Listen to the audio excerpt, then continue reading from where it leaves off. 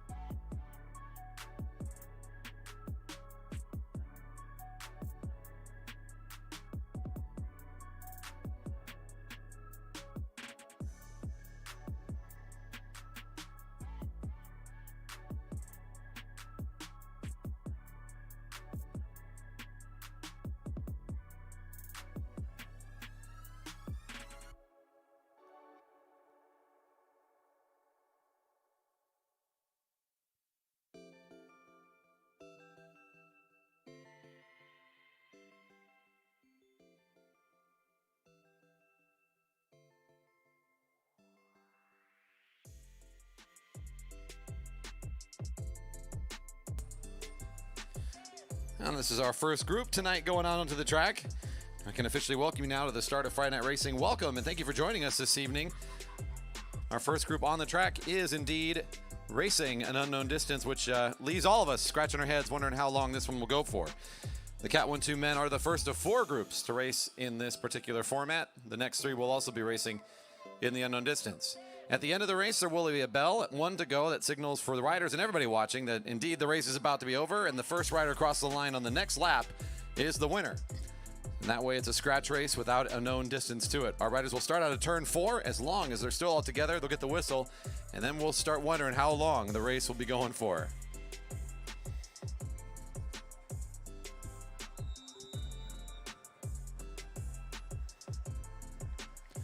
And indeed, that whistle will confirm the race has begun. If you can see the lap cards on this race, it means we're on the home straight somewhere on the grandstands. You might be able to see the red cards. They'll be counting up this time instead of down, letting the riders know how many laps they've completed, just to remind them of how much misery they've had to suffer in the unknown distance before it's over. Andy Baker, the rider on the front on the first lap, the rider in white and blue, number 4 for Broadmark Realty Capital. You'll recognize these riders if you stay throughout the night, since you'll get to hear their names quite a bit. Especially the riders that are shaking things up. I'll say their names more than not. Number 15, Matty Hers for Keller Rohrbach, another racer to watch. Mike Robson there in the black with the white helmet, sweeping up to the right. 3 riders that certainly are capable of being active all throughout tonight's race. When you have an unknown scratch like this, don't be surprised if there's a whole lot of hesitation, as you never know when the race will be over. This is a good race for somebody who may feel like they're not a top 10 in the field tonight, to take a bit of a risk too. You can gamble somewhere in the race and see if you get lucky or get a little fortunate with your timing. Ludo Max for Beat Cycling is the rider at the front. Greg Kogut will take the lead next. That's the rider in blue, now sitting on the front spot. Currently mostly in single file. You'll see that a lot tonight when people are at pace. This means that riders want to find a wheel to be on. Sitting in that draft, ever important, especially as speeds increase. The more acceleration that the field is under, the more important it is to find the draft and to be a little bit protective of your energy for later.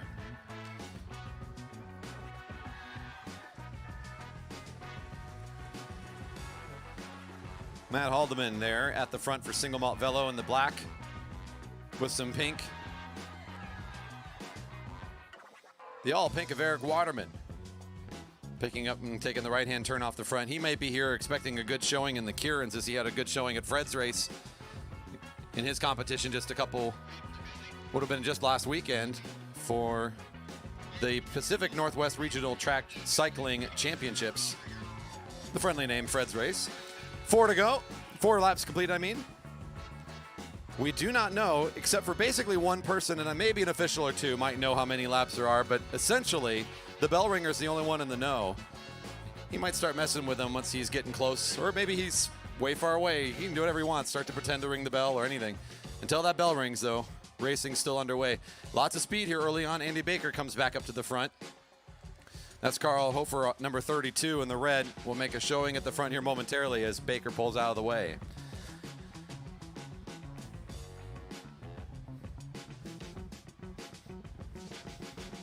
It's typical here at a track where the overall speed is higher, since the racing is generally much shorter than on the road or even in something like a criterium.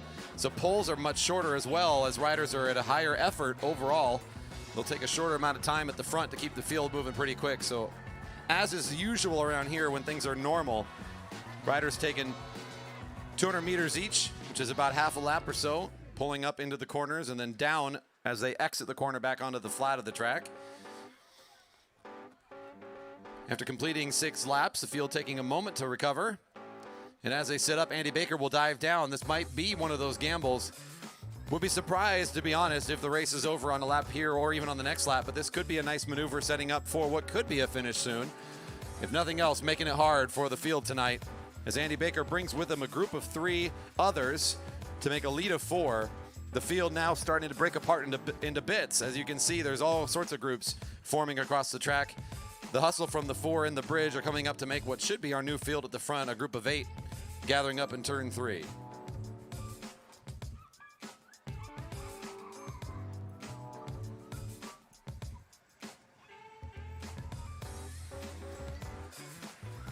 Stephen Wilson's number 25 at the front there for a moment. He's been one to try to make moves off the front of the field, not one to necessarily find success in the bunch sprints. He might be trying to dial in a lucky move somewhere in the middle of this race as well. As if it gets all together, a sprint out of this field will maybe a tough order for some of these riders. That's what they've got to be thinking here. Matty Hers, though, that's not a problem for him, the rider at the front. He's had plenty of success in 2021 when the sprint gets engaged out of the group. So as long as he stays in on this, he's certainly someone to watch in this field. What may be our lone junior there momentarily at the front, the rider with the orange helmet. We know him as the Laser. It's Henry Kaiser, was nearly at the front for a moment. He'll sit up and get back into the middle of the field as Stephen Wilson's now the rider on his effort. And there's our bell. It's ringing. It's 1 to go. 1 to go as the field comes flying down the home straight. Ludo Max is taking the front for a moment. He pulls up quickly. A lot of rotation happening at the front. Stephen Wilson's has got a little bit of a room for him to now maneuver down the back straight. Kenny Williams is also there. Here comes the guy I was just mentioning a bit ago as Matty Hers is coming from the middle of the field. Look at his ability to sprint all the way up towards the front. The drag race is on. Stephen Wilson's has the lead, but here comes Hers to take it from him.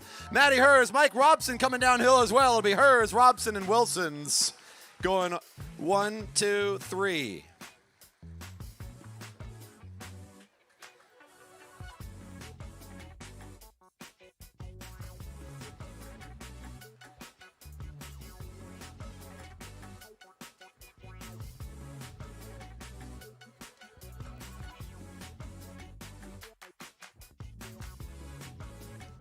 Our women's field now coming up to the rail.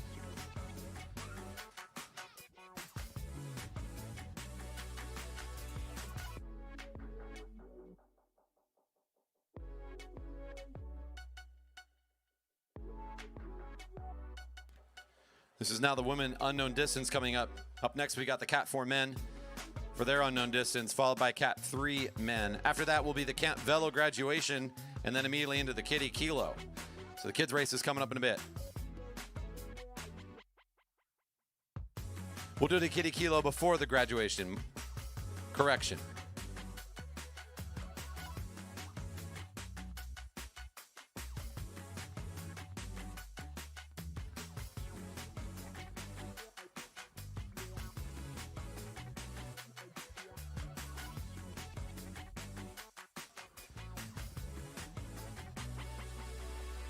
Women in the neutral, they'll get the start out of turn 4, as you saw out of the last group. And once again, the lap cards will only be reading up, telling them how many laps they've completed. We'll see how long this one takes for this group.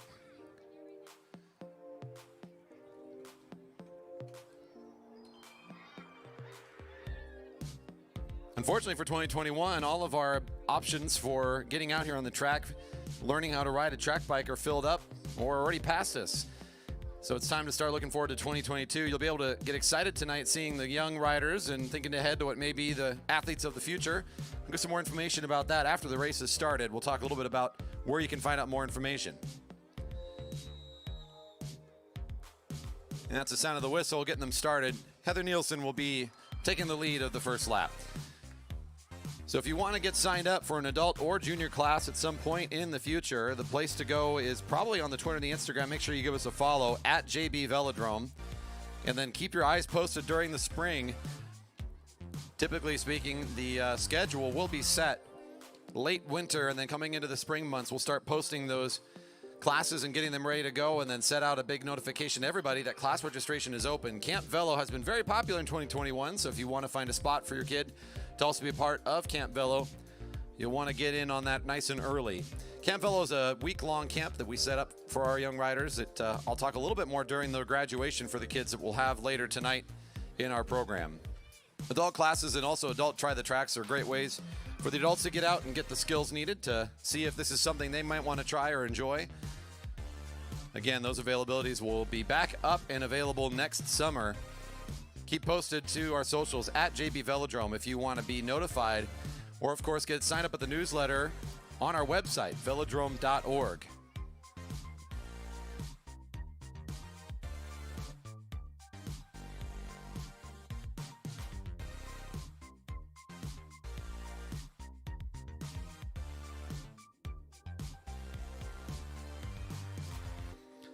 That's Kelly Darlene taking the lead spot for a moment. 101. One of our juniors competing in this field. There's another at the front. In fact, there's three of them in this group.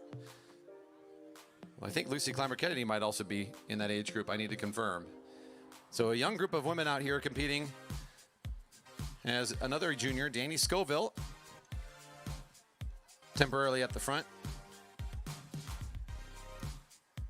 Here's Heather Nielsen again, right behind her, Amara Edwards in the lineup. Completed 3 laps and no bell ringing.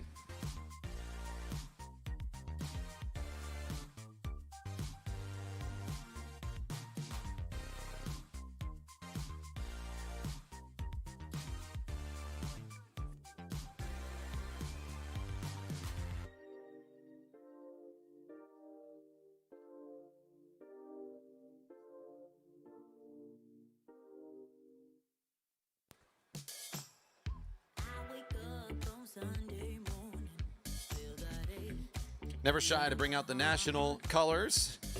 National champion many times, Annette Williams is the rider sitting at the front. Number 102. Overall, our most successful competitor in this field throughout 2021. So you want to watch her as this race comes to conclusion. Where she positions herself and how she accelerates will be certainly a rider to watch, as I'm sure some other riders in this field will be trying to watch her wheel closely.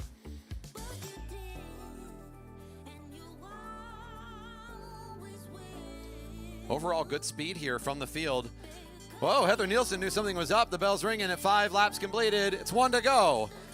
The drag race is on now, and the rider in red is at the lead of it all. Good timing for Nielsen, as she was already kind of on an attack coming out of turn 3. The entire field, though, was watching her wheel and ready to go. Here goes the champ as she pulls up to the right and starts accelerating big time. It's Kelly Darlene trying to find the wheel and hold on to it. As this is what I'm talking about when you got a champion like this. Annette Williams knows how to get up to speed. Kelly Darlene, no slouch either. She's trying to hold on to the acceleration, but Williams, very powerful on that sprint. Darlene and Scoville, 2 juniors with good acceleration, almost able to find her wheel.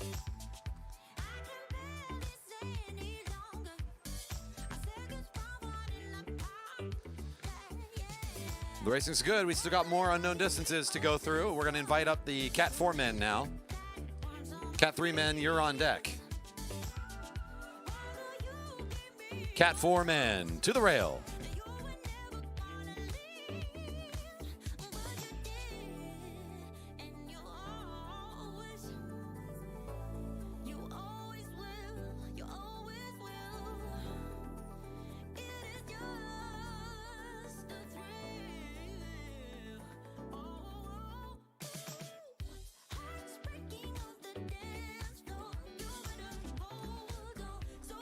Head up for the Kiddie Kilo. It's after 2 more races. We got the Cat 4 men, then the Cat 3 men. Kiddie Kilo will try to get you staged up at least as the Camp Velo graduation, as Cat 3 men unknown distance is ongoing. The Kiddie Kilo riders will get you set to go during the next race.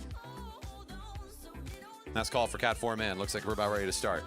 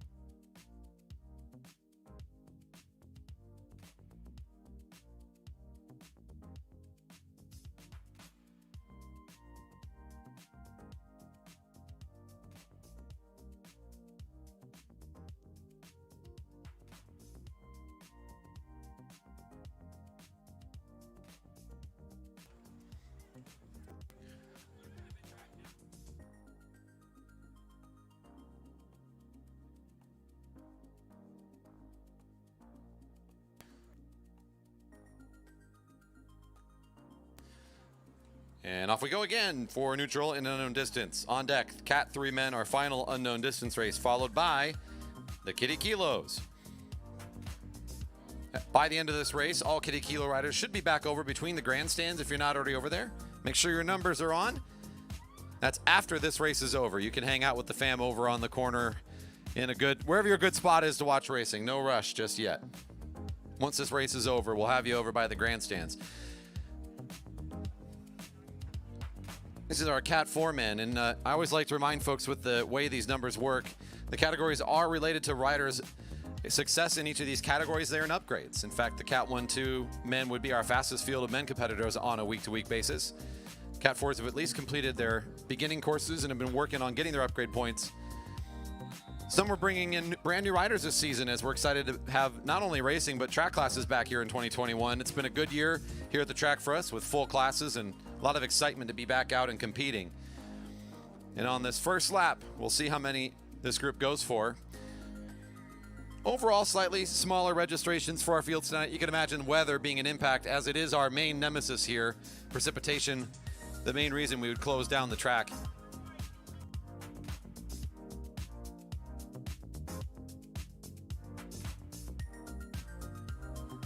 All right, looks like coach is ready for the kids. So I will go ahead and call Kiddie Kilo riders so we can get you ordered up. Kiddie Kilo riders can go between the grandstands, near but not inside the beverage garden. We're watching you.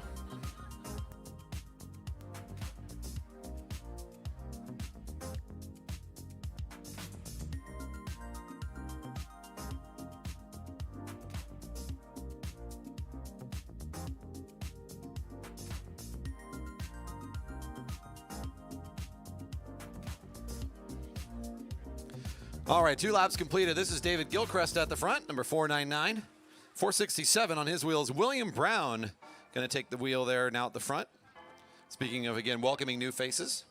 William Brown having a couple weeks of competition here since I've been watching and announcing racing. So keeping the fields competitive as we continue to add new riders out of the classes and joining us here on Friday night. And, of course, on Wednesday night, another one of our nights when we race.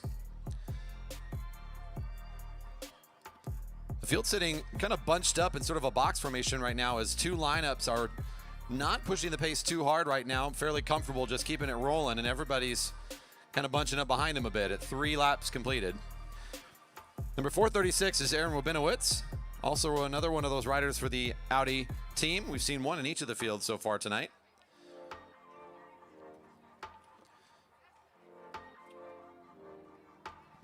Both those riders just sitting side by side for a while, just happy to keep things at this moderate tempo, and I'm sure everybody behind them is happy too to have a draft in the middle phase of this race. Unknown when it will be over, but they continue to keep the pace moving along.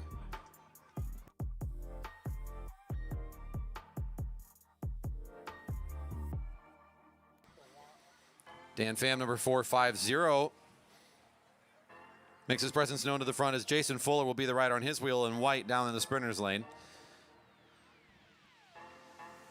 A couple juniors in the mix here. Haven't come out to the front as we've got a lot of riders in the Jerry Baker Juniors team kit, another one of those ways that kids can eventually get involved at the velodrome.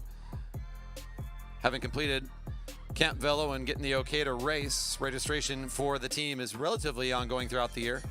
Oh, pretty early in the race. Here comes the bell. It's 1 to go. 5 laps completed and the bell's ringing. Rabinowitz did not want to lose the front exactly for this reason, so he's going to try to get up to speed now from what is essentially the blue line.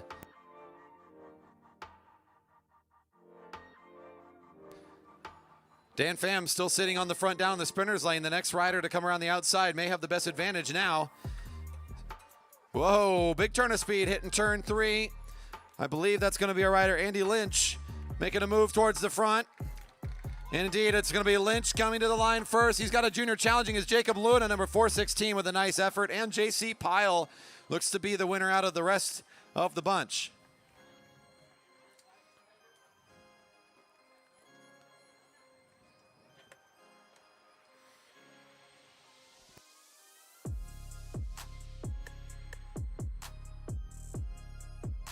Cat 3 men, almost called the Cat 4s again.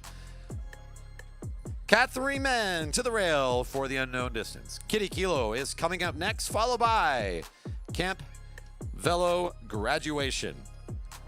And I see approximately 3,000 children ready to do this Kiddie Kilo. Rough numbers.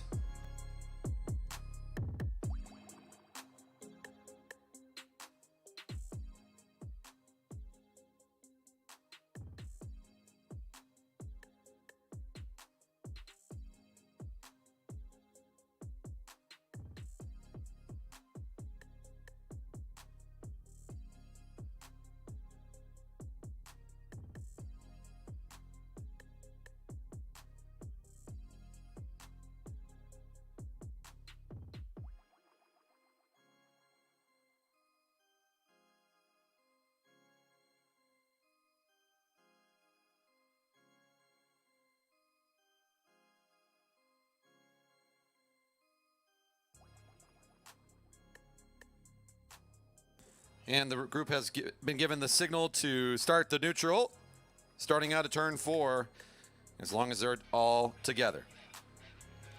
So Cat 3 men would be the riders that have earned at least enough upgrades to apply their license for an upgrade, 1 up from the last group that we saw. So riders that finished at the front of this field continue to earn upgrade points that they save up and apply again to become a Cat 2, and then they would join that first field you saw. This is all sanctioned racing through USA Cycling, of course, the same organization that sends riders to the Olympics, which we were glad to see a number of participants once again this year, heading out to Tokyo and competing. Thanks to our team in the blue shirts, our officials helping us become sanctioned. They keep it safe and official tonight, as everything I say is just unofficial business. With the whistle signaled, the riders are given the go-ahead, and Ben Flom will be the rider to start this lap. So it's been under 10 laps so far. Considering this race format this evening, I wouldn't be surprised if this is also under 10 laps. It would mean that we'd have relatively few laps tonight on the track, with only the scratch race being one to push a bit more distance and endurance for our riders. So once again, our Cat 3 men know exactly what that means. Probably shorter. Let's keep the pace going. Tyra Lacey recently upgrading into this category. 352 at the front. Ryan Meinhardt, another Audi racer. We got 1 per field tonight. They got to make sure they got 1 in each group. Is now at the lead of this field. Again, for the black and blue, it looks like Joe Spranger coming to the front just momentarily as another rider for the black and blue. A recent upgrader as well as Peter Gilchrist. 2 laps completed.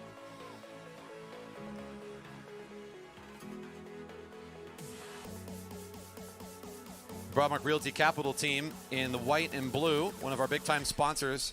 Big shout out to Jeff Pite and his amazing company for all their years of support. They're our sponsor over there in turn 1. They've got a couple riders in the field with the white and blue jerseys. Another recent upgrader in the purple, Tyler Arnoldi, going to be mixing it up. A new rider to change up the way this group feels tonight.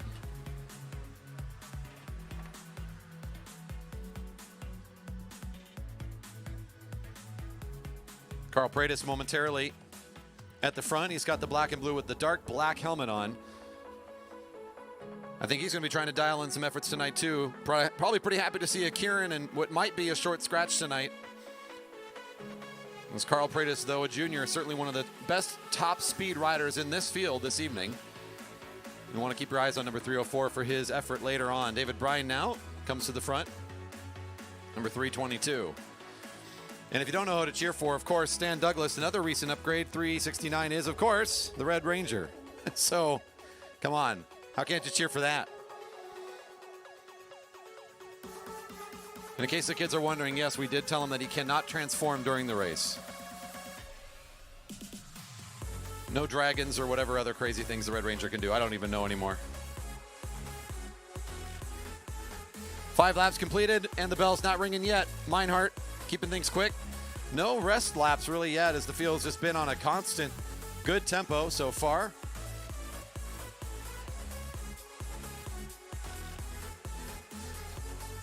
Austin Hildreth is another rider. Keep your eye on the rider at the front now in blue. Has had some good fast finishes when the group stays together like this. We'll see how he positions himself. Tyra Lacey coming back to the front again. He may be one of those riders that wants to get away rather than be in the sprint, but he's been powerful this season. I'd be interested to see how he competes tonight. Being ungear restricted now coming out of the Cat 4s allows these riders to select their gearing a little bit more specifically to their style. So the way these riders can race changes pretty dramatically when they come out of the Cat 4 competition. You could see some big changes in the way they approach their tactics and their setup. I think Kit Colbert saw Ben Flom trying to make a run at it. Both of them will accelerate a bit, hoping this might be the lap the bell rings. The rider in black and orange, maybe this or next lap is his hope. Fell swoop off the front, no bell ringing. Kit Colbert was thinking maybe the same thing. That's the rider right on his wheel, number 334.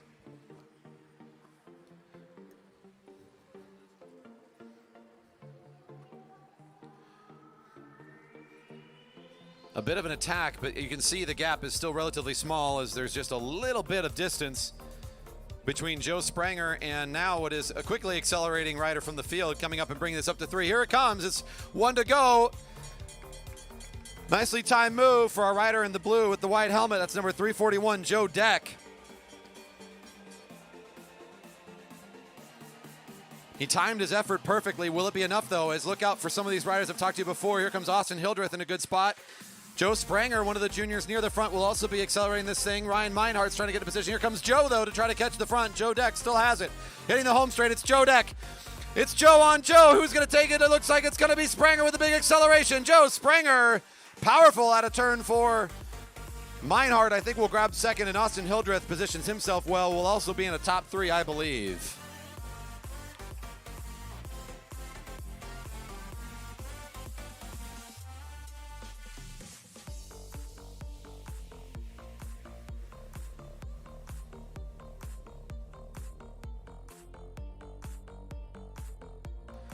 All right, we're getting all of our riders out of here. They did a nice race there for the Cat 3 men. We're going to be bringing out the kids next.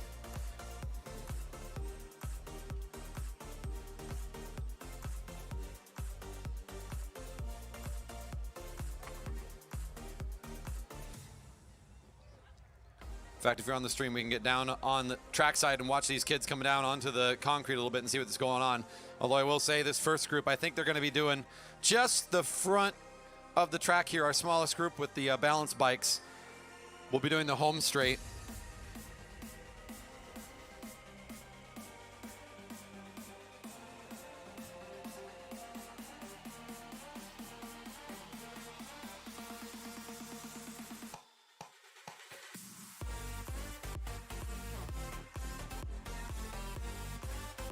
I like to remind people that it's easy to cheer for our normal athletes, but it's really easy to cheer for the kids. So as they come by, we'll make sure to let them know we're here and supporting them. These guys are going to be, they're going to start and finish real quick because they're going to go down the home straight and then exit in the grass on their left. We've got some helpers to be backstops for them. I think this group should be unofficially called the Jerry Baker Wanderers, though. We need to make sure they don't try to get any bonus laps in. Let me tell you, these kids will just keep going. It's awesome.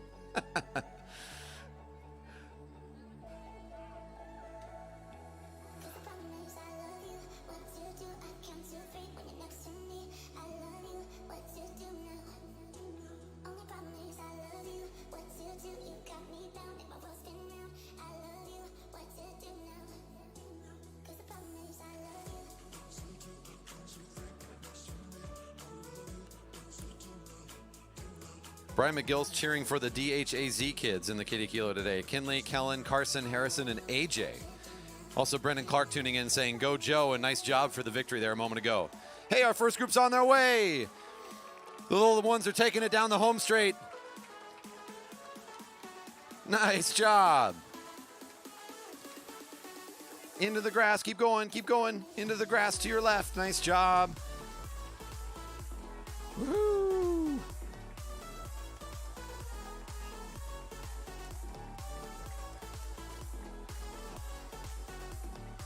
You can see they just make a heck of a show out of running down the home straight, don't they?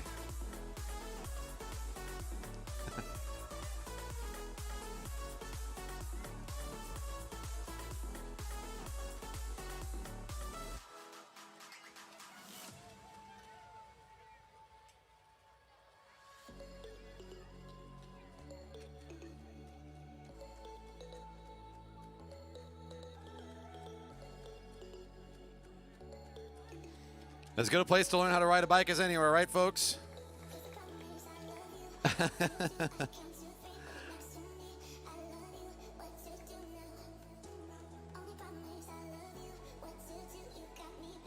Nice. All right, our next group is starting to come out. This is going to be riders going around for a lap. And I said roughly 3,000 kids lined up to start. Here comes our next big group.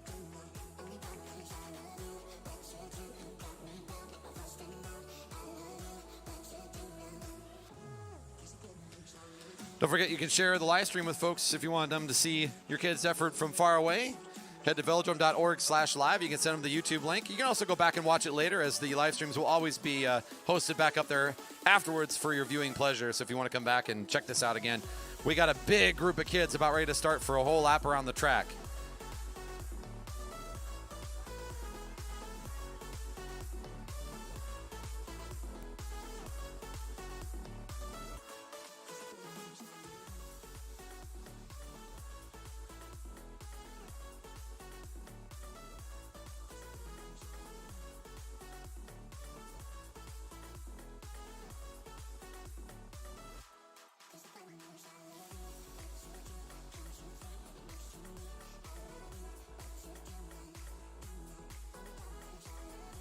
Off they go!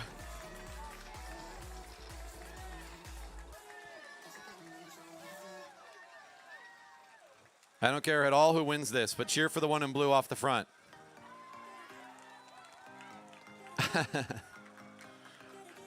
Nice. Look at this. This is the future Tour de France size peloton right here in turn one. Holy moly. I actually think if you're down alongside them, you'd probably feel the breeze. You have to stand real still, but you'd feel it.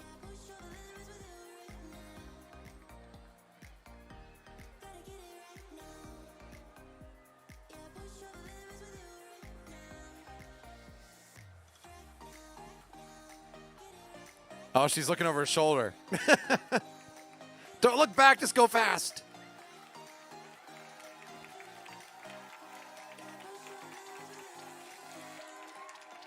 Woo!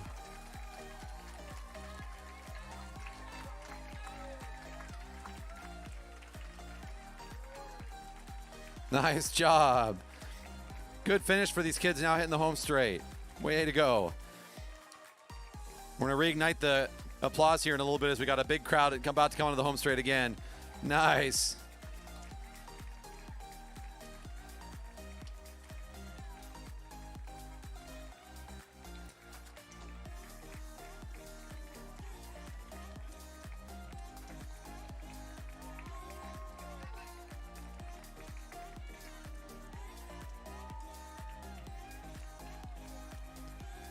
Nice efforts.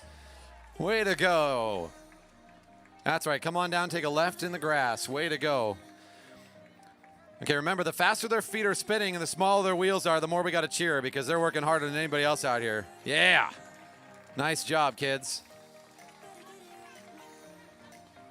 That's right. Stay on the concrete. Nice and safe. Way down to the left. All right. Okay, here comes the hardest working crew. They got the late shift. They've been out here all day. Nice job.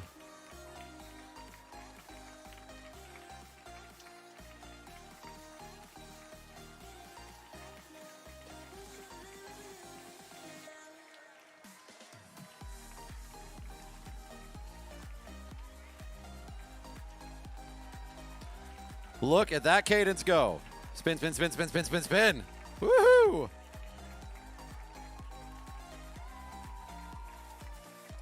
I think that's more revolutions than most of our Cat 1-2 men will make tonight.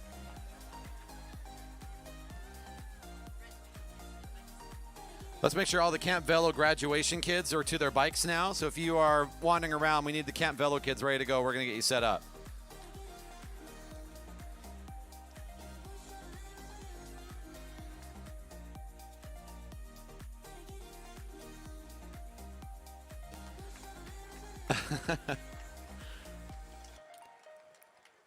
See, I think if I was his age, I'd be doing the same thing. It's like, let's take this in. Come on, keep cheering, folks. I'll take my time. You keep cheering.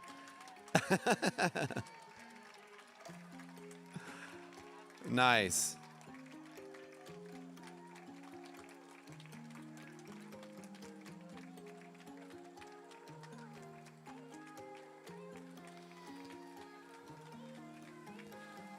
All right, our next group coming out here.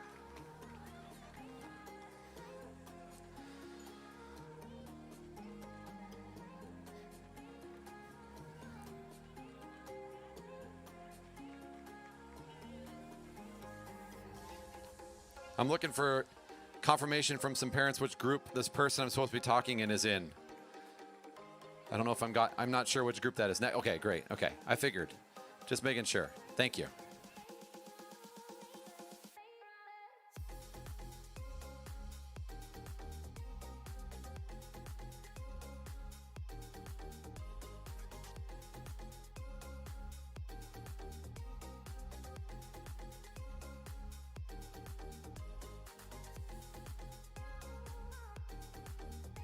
And I think starting up here, we have an extra special happy birthday to one of our riders today. Austin is turning 9 years old. Yeah.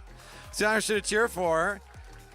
Let's give Austin an extra round of applause as he comes around. He's going to be near the front here. There they go. And the birthday boy is on the attack. Nice move. You know, I had parents come up and tell me that Austin just all he wanted today was to be sure to be here at the Kiddie Kilo. So that's pretty cool. That is a pretty awesome way to spend a birthday. So he'll come. It looks like he's on the lead. It's going to be, oh, look at this sprint down the back straight. Whoa. The kids are here to race.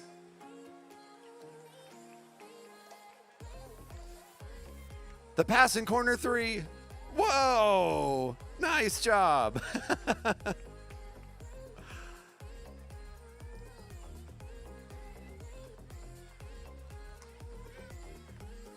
Oh, yeah, look at this sprint. Nice job. And a happy birthday again to Austin. Thank you for joining us on your birthday. That is fantastic. Too cool. Here comes some more of our kids coming on the home straight. Nice job. Fast lap for the bigger kids.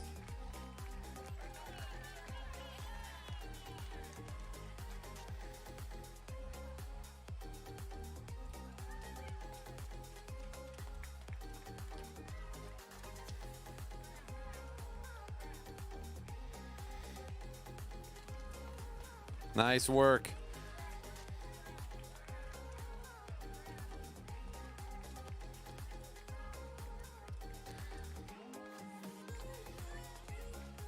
All right, big round of applause here for the last crew coming in on the home straight. Look at these 4.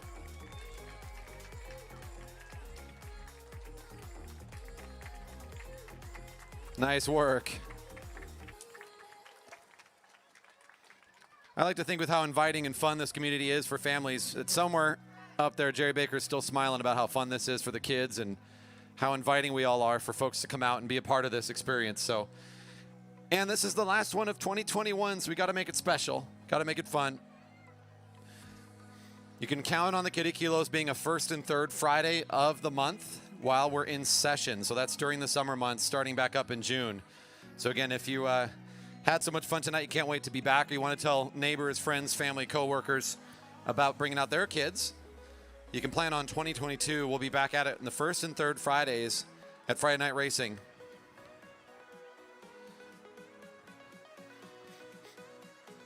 My start line camera isn't working as well. They pushed the start so far forward. Another big crew here going for a fast lap as the big bike's coming out.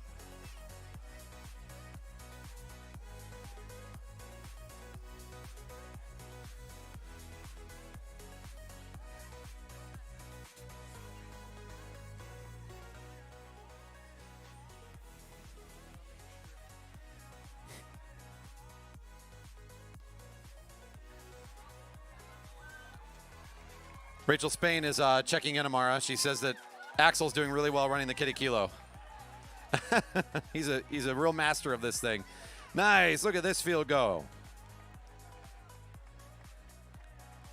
Wow, they're even racing some crossover there in turn one. Starcross is not indeed tonight, folks.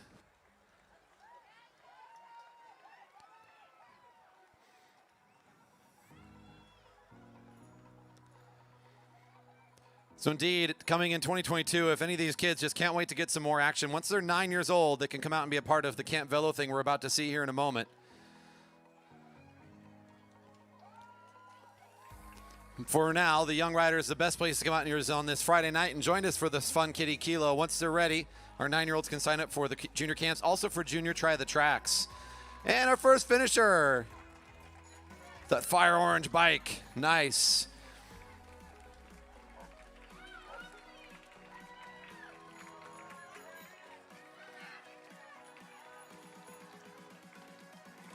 Oh, up and out of the saddle. A couple of sprints going on here. Nice work.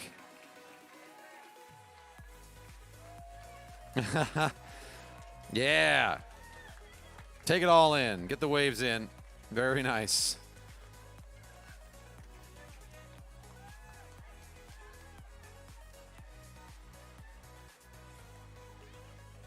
What I don't have, Amari, is the names of our teams. So I'll just say they're awesome.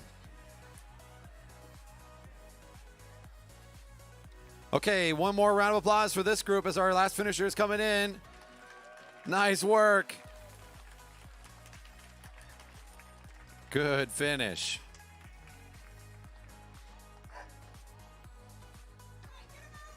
Look at all these kids, folks. Put your hands together one more time for the young athletes. The future of sport and fun. We'll get them out of the track right now, and we'll have our Kiddie Kilo registrants out of here and our Camp Velo graduates ready to start.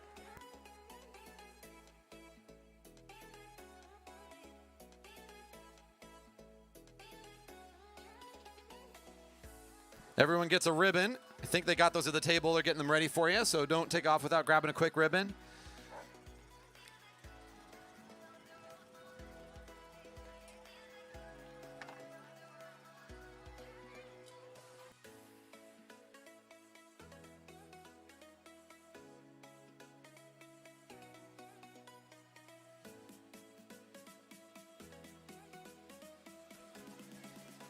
Yep, I know. It's a lot of kids. As much as you can keep going forward towards the gate over there, it'll make room for more kids behind you. Thank you.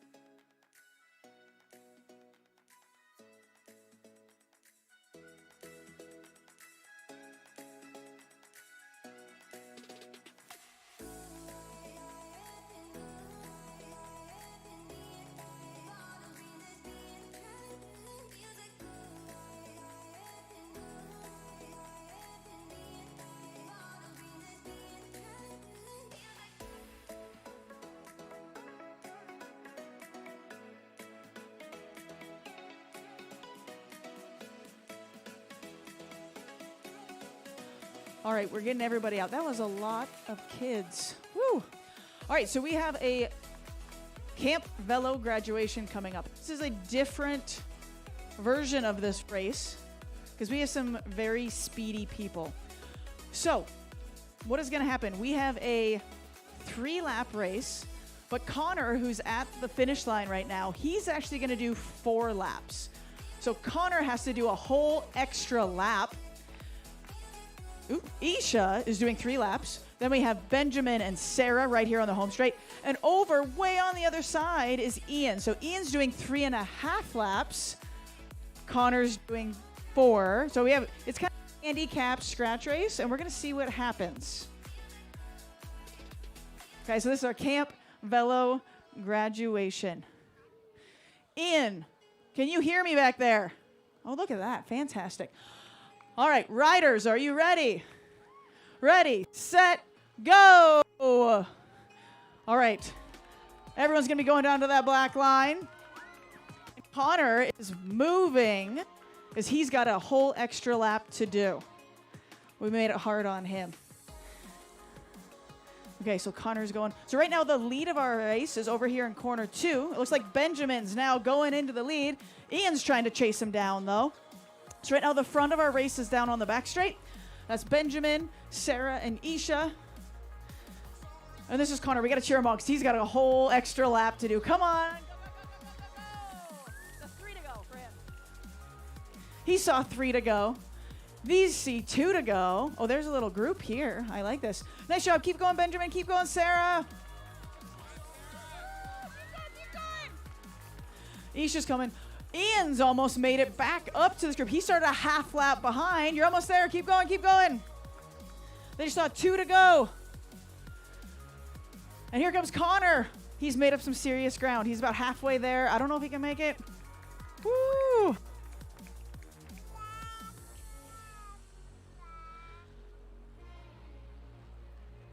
And I believe that means the first round of Keirin heats. I hope they're posted. The 1-2s should be over there. 1-2s be in the entrance of the warm-up circle. 1-2s, if you're in the first couple heats, be ready. Here we go. 1 to go, 1 to go, 1 to go. Oh, this is going to be super close. Look at this. We got 1 to go. Sarah's making a pass. Ian's making a pass. And Connor is coming. This is going to be brilliantly executed. There we go. Connor's coming. This is going to be a close sprint. Keep it going for Isha, too. Keep going, keep going, keep going. Nice job. 1 to go. Here's the big sprint down the back straight. They're all together.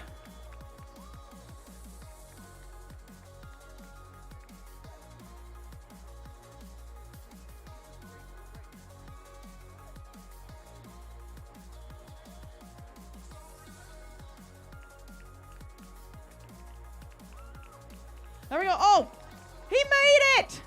Nice job, Connor. Bonus lap and all. Connor, Ian, Sarah, Benjamin. And then we got 1 more out there. Nice work. That was exciting. That worked quite well.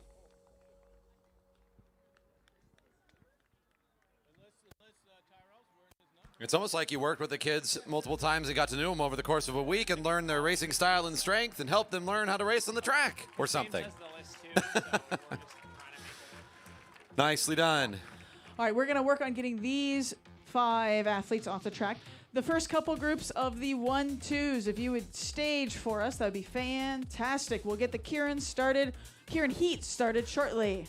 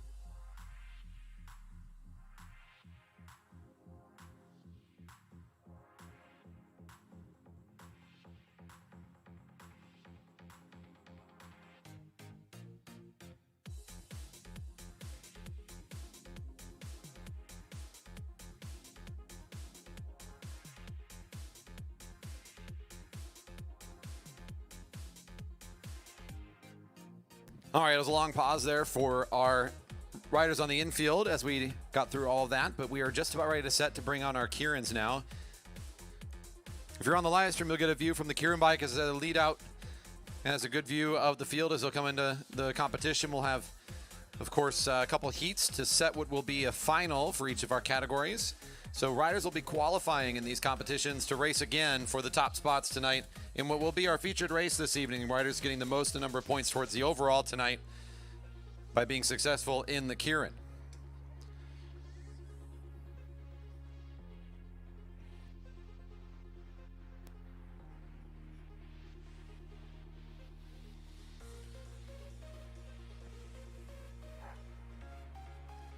All right, the Keirin heats that I have posted here is Chris Wilson, Matt Haldeman, Mike Darlene, Vern Cole, Kenny Williams, and Matty Hers in the first heat.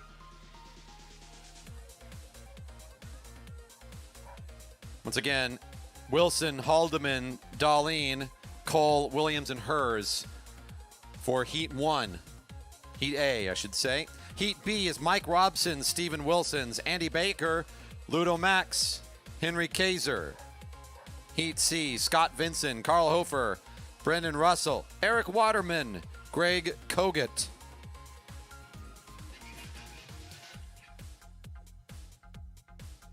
And I know we've still got a lot of the kids here enjoying the racing. Just a reminder for all body parts, any loose articles to be behind the rail, as that could be something that could endanger you or, of course, our riders tonight. So everything behind the rail would be much appreciated.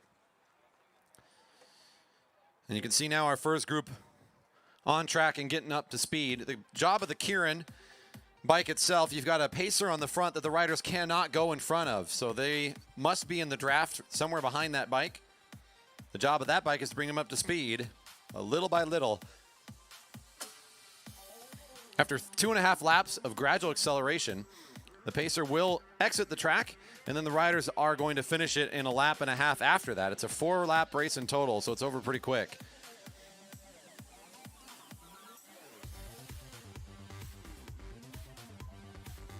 That's Chris Wilson right behind the bike. If you're tuning in on the live stream, you'll see number 39 lined up and ready to go. Matt Haldeman is the second rider. Mike Darlene, number 31 in the blue, is the third in the lineup. Vern Cole in black and green is number 4. In the national colors, Kenny Williams got the blue, the red, and the white. That's the 5th rider. And, of course, Matty Hers, you saw what he could do in the first race. He's the last rider in this group. 2 riders advance out of this into the major final.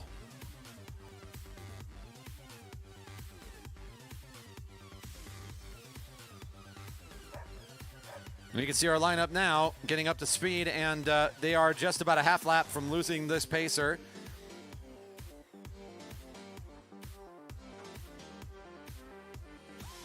Down the back straight, it will be Chris Wilson that'll soon be the front of this race.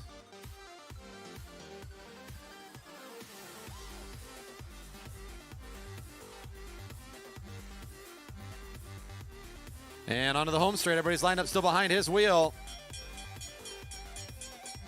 Bell's ringing, 1 to go, 2 to advance into the final. Kenny Williams starting to edge his way a little bit forward. It's still Chris Wilson on the lead of the lap.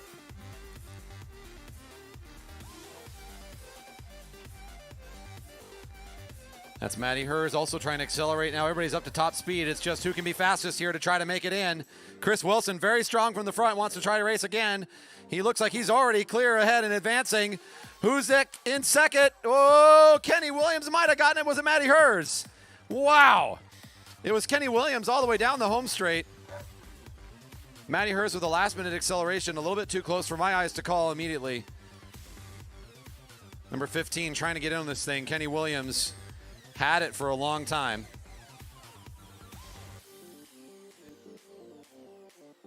I think I hear the call as Matty is confirmed as the rider to advance.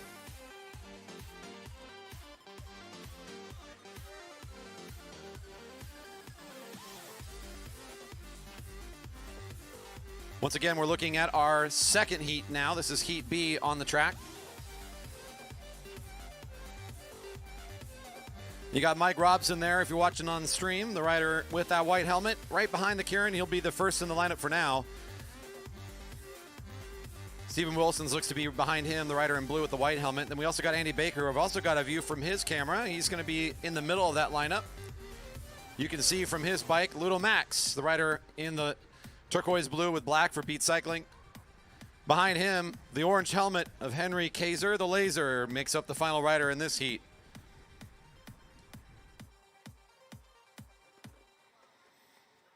Interesting little bit of a gap that we started with that came together relatively quickly as our riders figured out how to get this thing started out of the warm-up circle. They've got one more lap of acceleration from the bike. Cap 4s, all Cap 4s to staging. Cap 4s, all of you, come here. Seeing 2 to go. The Pacer are going to leave on the back straight. Our lineup's still looking pretty close and tight together right now as everybody's just on the wheel, ready for this handoff of the lead position.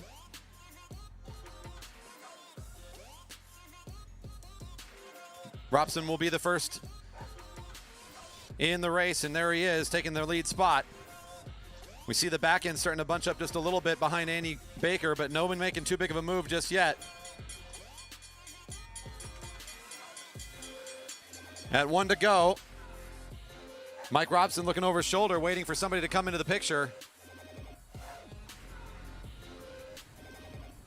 That's Andy Baker getting a bit of a run at it down the back straight. He might be the rider to come up on the front now, as we may see the rest of the field just into the chase as he comes around. Steven Wilson's the rider in the blue. It's now Andy Baker trying to get in this thing. Who's going to make it in behind him? The good acceleration from Wilson's. And Robson, looks like that's going to be Wilson's making it in second.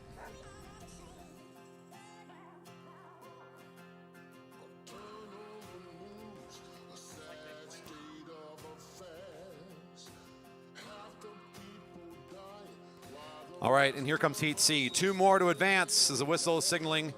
Indeed, we can get this thing started.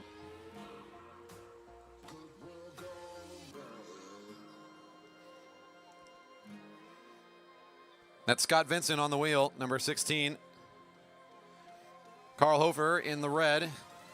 Brando, the Mando Russell, I call him number 6 for Found Cycling. Eric Waterman is the next rider in the lineup in all pink for Dyna Racing. And then Greg Kogan in the blue at the back of the lineup. These positions are, of course, drawn randomly, but they can have significant impacts on the outcome. Some riders may even choose to try to force change in position before the bike leaves, which they can start doing at this point if they want to start jockeying a bit. At 3 to go, the field's sitting in together, not trying to mix it up at all.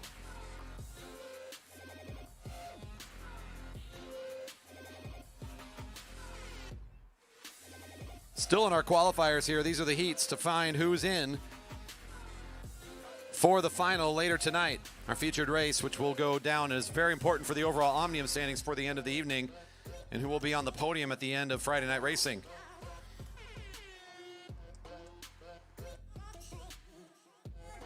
Two to go. You can see everybody's still well and lined up as they head into the final bits with the Keirin e-bike at the front.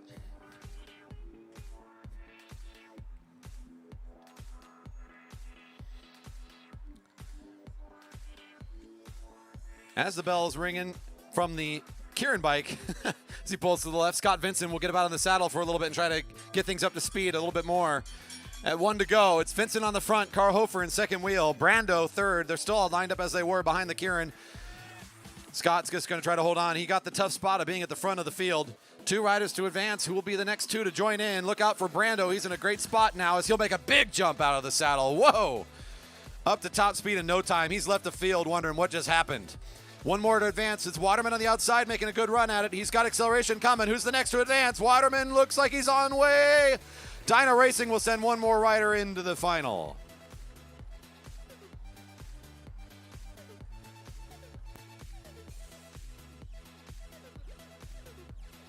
All right, we just have 2 heats of the Cat 4. So Cat 3's first heat.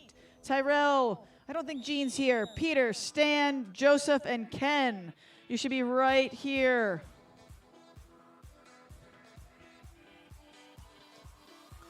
The most as observant of you may notice that the women would normally go next in our program, but the field too small, so no heats. They will go straight to a final. So don't worry, we'll get more from them soon. But currently on the track is Cat 4 qualifiers, our first heat.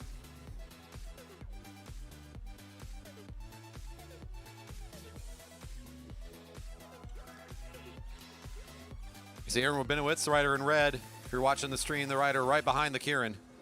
Don't forget, you too can go to velodrome.org/live, see what I'm talking about. You might enjoy watching it once in a while if you can't make it out to the track. If you're out there right now enjoying it, don't forget to leave a thumb up on the YouTube channel. Of course, a subscription would also help us. If you're on Facebook, it's easy to share. Share it with friends and family. Let them know that you're watching great racing here in Redmond. And leave us a thumbs up. And, of course, you can also leave a comment. Give a cheer out to a racer. If I'm paying attention, I'll try to read them out, especially on the YouTube channel, as we tend to monitor that a little bit closer.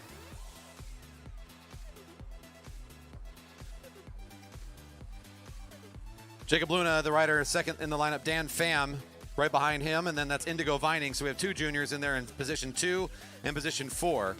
Kevin Ulrich is the rider in the blue and the pink with the white helmet in the 5th position.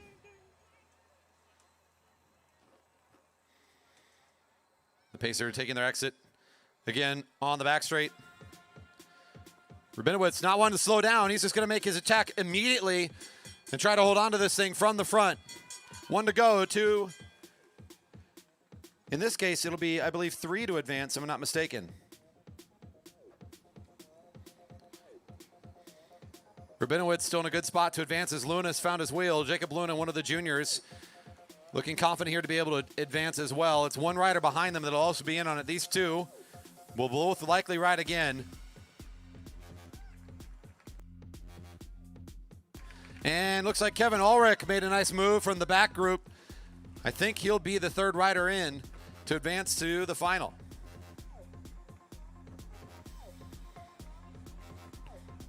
Trying to speed up our Keirins this year. You can see how we queue them up on the infield in the warm-up circle behind the Pacer before we get on track. As there's no real competition for the lineup, it's forced anyways. You might as well just get in the lineup and then come onto the track. It speeds action up a little bit. So something new we've been trying here at the Jerry Baker Memorial Velodrome this season. Working out pretty well so far.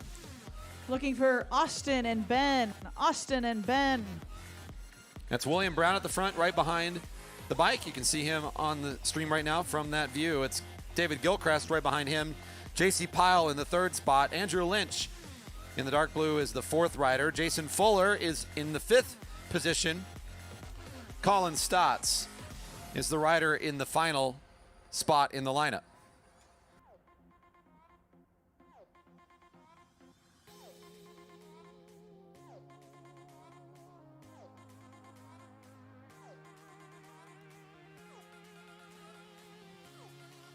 There's 3 more to advance to join that last group. The Cat 3 heats are coming up next.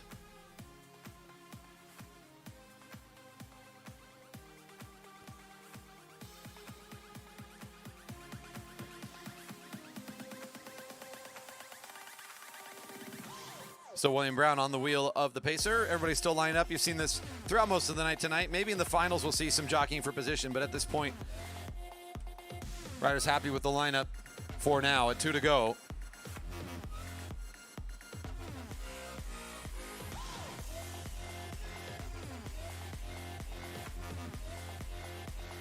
As the Pacer accelerates, you can actually see the lineup getting a little stretched out in preparation for the speed as riders are given a little bit more gap between their wheels. From the looks of it, William Brown at the front not wanting to go on the attack right away, so he's waiting to see somebody come around the outside. And now 1 to go. That's going to be Andy Lynch. For the Gene Johnson cycling team, it looks like making the move. He's been strong this season, and as you can see, he's just going to make the 400-meter effort and get well ahead of the rest of this field. Colin Stotts is a rider that also watch for as he accelerates down the back straight. He might be able to overtake the rest of these riders. He brings with him another junior as JC Pyle's found the wheel. Looks like these might be our 2 to advance for another ride in the final. Lynch, Stotts, and Pyle will be your 3 to ride again, it looks like.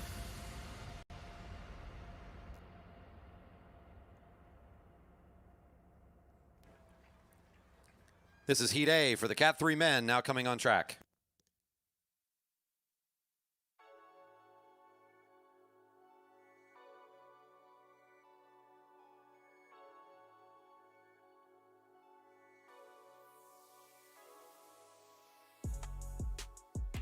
Good view there, Tyrell Lacey at the front of the field. If you're on the stream watching from the bike, he's in position number 1. Looks like that might be a scratch. Peter Gilchrist is the third rider in the lineup for the Jerry Baker Jr.'s team. Stan Douglas, the Red Ranger. Next in the group, Joe Deck, the rider with the blue jersey and the white helmet, is fourth in the lineup. And then your fifth rider in the pink for Dyna Racing, Ken Dong.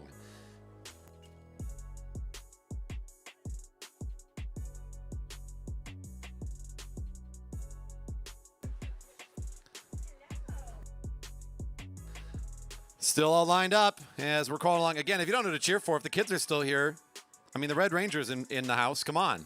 Why not?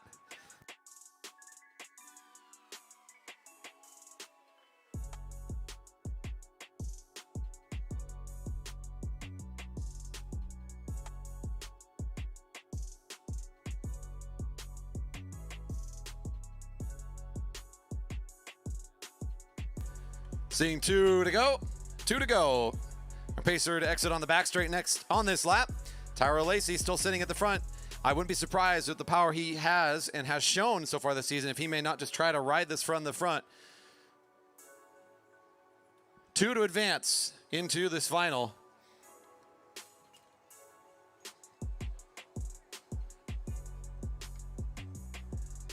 Still sitting on the pedals though. No power coming yet as he's still keeping it coasting.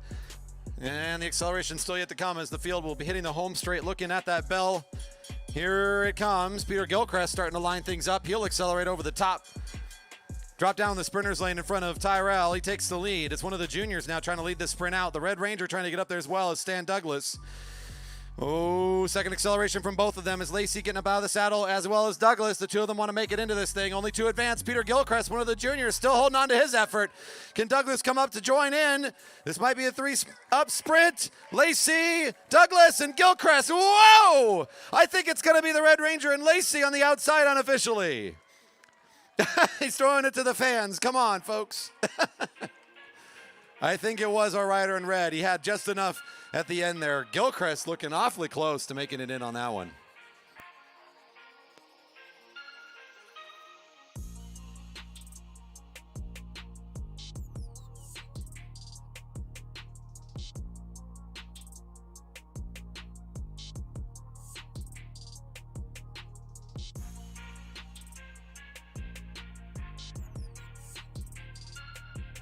All right, 5 more riders to come out on the track, 2 to advance.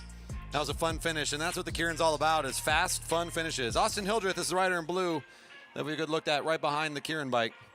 After that, in the black and orange is Ben Flom for the Fell Swoop team. Kit Colbert for Broadmark Realty is the rider in the middle. Carl Pratis, one of the Jerry Baker Jr.'s riders in black and blue, is the 4th rider. He's followed by one of his teammates, Ty Malikoff, another of the Jerry Baker Jr.'s team. 2 to advance. Who will it be here out of this group? I spoke earlier about Carl Pratis. This is a good event for him. He's hoping to get into this final again, but he's got some fast finishers in this group, and also I can see some riders that may want to try to make this fast early, not wanting to wait too long. That may not be a way to beat Carl, though, as I've seen him pull off a very fast 400 meters. So keep your eye on the rider in 4th position, see how he races this one. Austin Hildreth from the front as well is going to be another figure to watch as this thing gets engaged.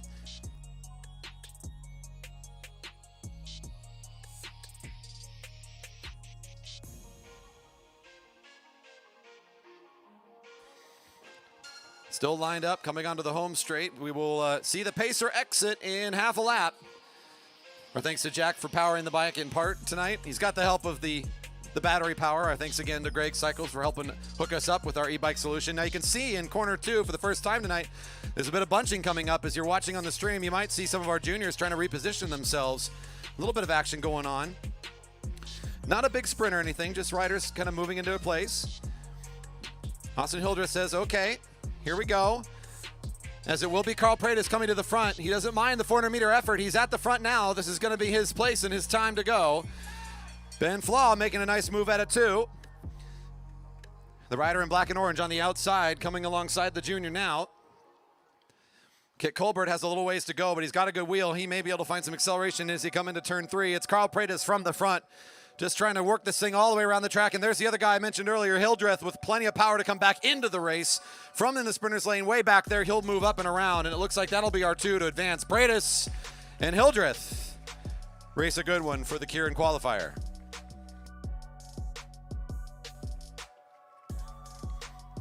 This ought to be our final heat. After this, the Cat 1-2 final should be called. So Cat 1-2 men, be ready, and let's get you in the warm-up circle for your race. Our last heat for qualifiers, folks, into the Cat 3 final. It's going to be David Bryan, that you can see right there behind the moto on this opening lap, and likely for the remainder of this until the moto leaves, as we've seen so far tonight. On his wheel, we got Hyun Lee. Also for the Broadmark Realty Capital team, the second rider in the group. Tyler Arnoldi for Spark Cycling Project is the rider in the middle. He's got the purple with the white helmet. For the Jerry Baker Juniors, all threes, it's Joe Spranger, 333. He's the fourth rider in the group. And then again for Audi in the red, Ryan Meinhardt.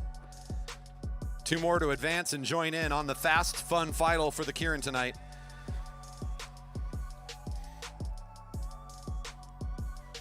This one's an interesting one. Joe's been very strong this season. He upgraded quickly out of the Cat 4s early on and has been very good in this field.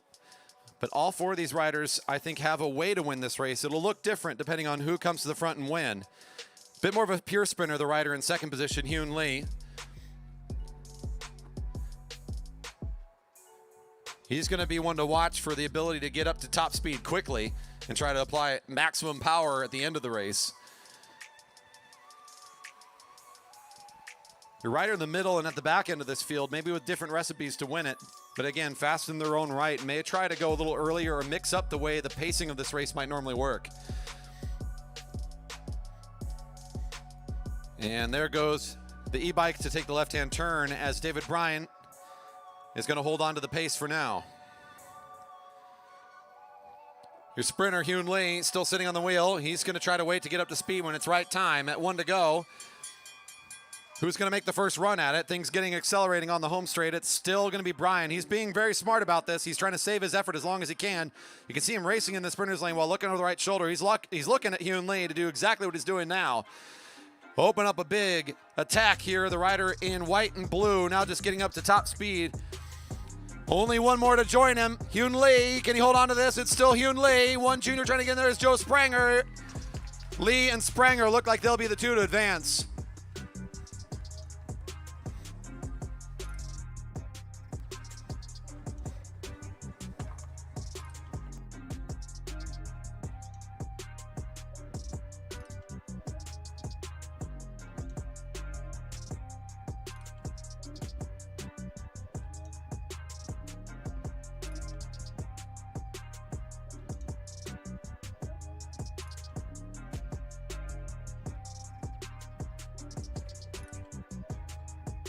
All right, in just a moment, we'll be bringing up our finals. We start with the Cat 1-2 men. They'll be up shortly.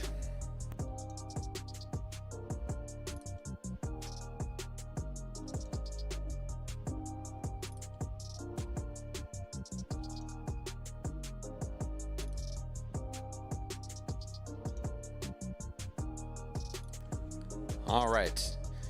In this order, Chris Wilson, Matty Hers, Andy Baker, Stephen Wilsons, Brandon Russell, Eric Waterman will be the field here.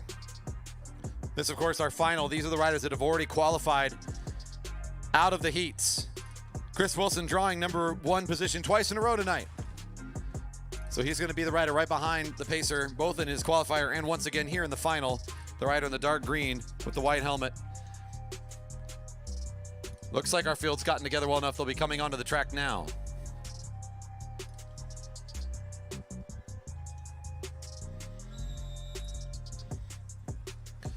And here they are coming onto the track. This is indeed your final for the Keirin. For the men 1-2. This will be a contest for top speed. Riders have qualified out of their fields and are now in this difficult and very fast race. Chris Wilson, the rider in the dark green again, your rider at the front. Right behind him is Matty Hers, the winner of the first race. You saw his top speed in the scratch. He can certainly put it to good use here. Andy Baker right behind him, number 3, or in the lineup, number 4 on the bib. Look out for him at his top speed, also one to watch for. Steven Wilson's might be trying to shake this up and go a little bit early, but we'll see. He also is one to watch, rider number 4 in the blue. Brando Russell, you saw him in his qualifier. He made the rest of his group look like they're going in slow motion. He's the rider in 5th. Eric Waterman clawed his way in with a sprint out of the field in that same group with Brandon Russell. He also has the tough draw of the back of this group. We'll see how he races this one, maybe wanting to inch forward before the sprint is engaged.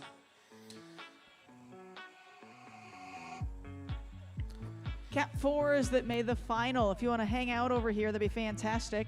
Cat 4s that made the final, come on over. Gonna look here from Andy's view. You can see Steven Wilson's. You might get a little peek at Brandon Russell or Eric Waterman behind him, as they're the lineup at the back of this group right now. As we enter into the turn, you can see behind the Keirin bike again, Chris Wilson still lined up and ready to go. There's the whistle. Not the whistle, the bell from the Keirin pacer.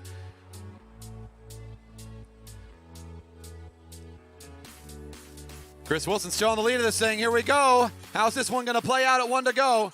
Wilson not making the attack as early as he did last time. He's going to wait for someone to come into the picture. The acceleration really starting. We can see the back end here temporarily as Andy Baker was going to be swinging up to the front. He's trying to catch up on Brando's attack. Can he get up there in time? It's going to be awfully close as the gap is starting to close. Andy Baker making a run at it. It's Brandon Russell off the front. Andy Baker closing fast. Oh, Baker and Russell! Whoa, man! Woo! That's a finish. I think Brandon Russell's bike was going to vibrate right out underneath him while he's trying to put so much power. Do you see the shake in his wheel? Whoa, man, he did not want to lose that. Whew. I am not making the call just yet, as I'm going to wait on the official confirmation. That was too close for me to call comfortably. Maybe I should turn on my radio and we'll try that again.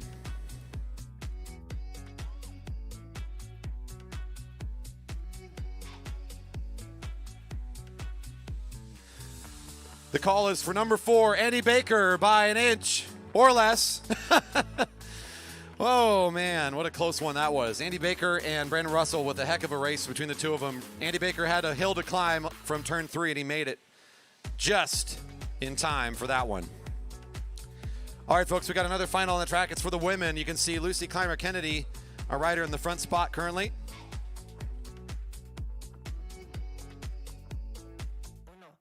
Cat 3s, if you're in the final, come on over. Cat 3s, if you made the final, come on over. I know, no rest. Let's go. Come on.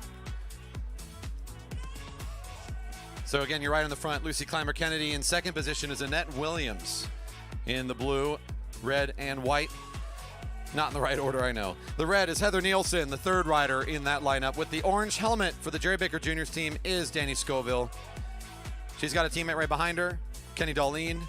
And yet another one behind Kelly is Lucy Gilchrist. 3 riders for the Jerry Baker Juniors team round out the back half of this group. Seeing 2 to go. This women's final going to be off on their own devices here shortly, as the pacer will drop them here on the back straight. Cat 4 men final, followed by the Cat 3 coming up quickly. There goes the pacer. You can see on the Keirin bike view momentarily there, riders bunching at the back as they start to push around the right side and move towards the front. Clymer-Kennedy not yielding the front, though. She's going to keep the pace pretty solid. There's our bell for 1 to go. It's still Clymer-Kennedy on the front spot. Watch number 102's move. She still has her way to move to the right and accelerate, but she's going to hold on as long as she can. Kelly Darlene's got an opportunity here as well. She's starting to move forward, and as soon as she's about to overtake Williams, Williams is up and out of the saddle and put on a good show down the back straight. Big acceleration for Williams now hitting turn 3. The kids aren't done yet. Look at the sprint. Here they come around the corner. It's still Williams. Darlene trying to make a run at it. Scoville trying to accelerate. It's Williams. Darlene, Williams, and Darlene and Scoville. Whoa, another close one, but I got this one, I think, pretty well wrapped up as it's going to be Williams.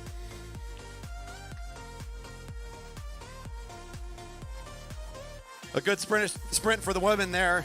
I think Williams is enough ahead that even I can call that one pretty well, but the juniors were awfully close and making a good run at it.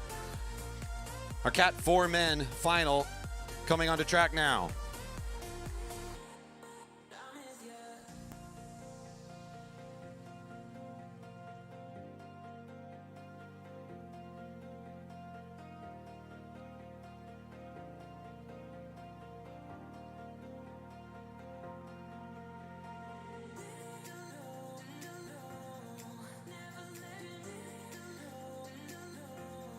Rachel Spain excited about Andy's victory, but cheering on Brando as well for that one. Alex Siegel, that was fun to watch. Nice job, gents. He's calling out the 1-2s for a good finish as well.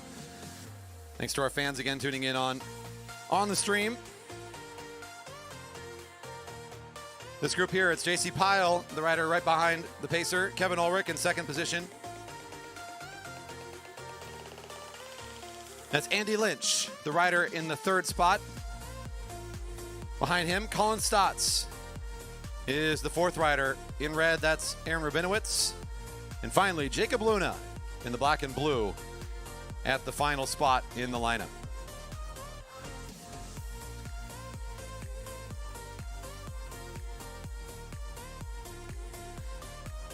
Still seeing a good look at Pyle here from the YouTube stream as our lineup is looking pretty good together at this point. We'll see them off and on their way after another half lap of acceleration from the pacer. This is our final for the Cat 4 men. Top spots on the podium for the Keirin tonight in 2 more laps.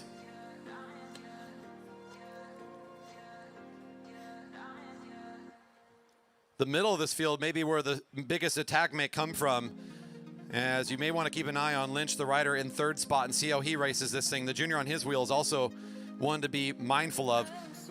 And in the final moments of the pacer, that's Jacob Luna that's making a bit of a run at it around the outside.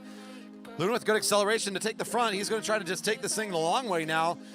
I think he's committed. It's 1 to go. And Luna, number 416, your rider for the Jerry Baker Juniors, is off and away. He's inspiring JC to try to hold on as well, as it'll be 2 juniors at the lead of the field. Here comes Andy Lynch on his counter move now. He's found the wheel of JC.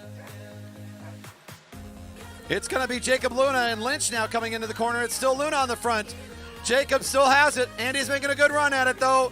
And it looks like Lynch is going to have enough to close in on it. Lynch, Luna, and then Rabinowitz makes the move from the middle of the field down the home straight, enough to catch up for third place, the rider in red.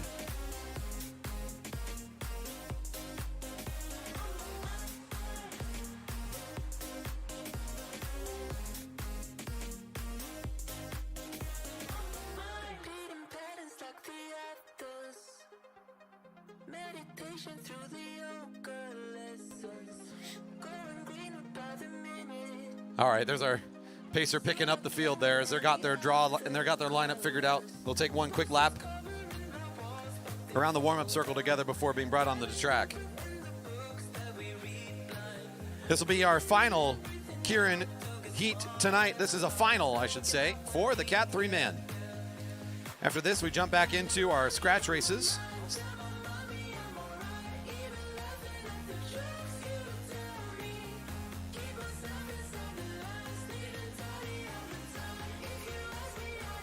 Again, scratch races coming after this. Cat 1-2 men, your scratch race to follow this Keirin.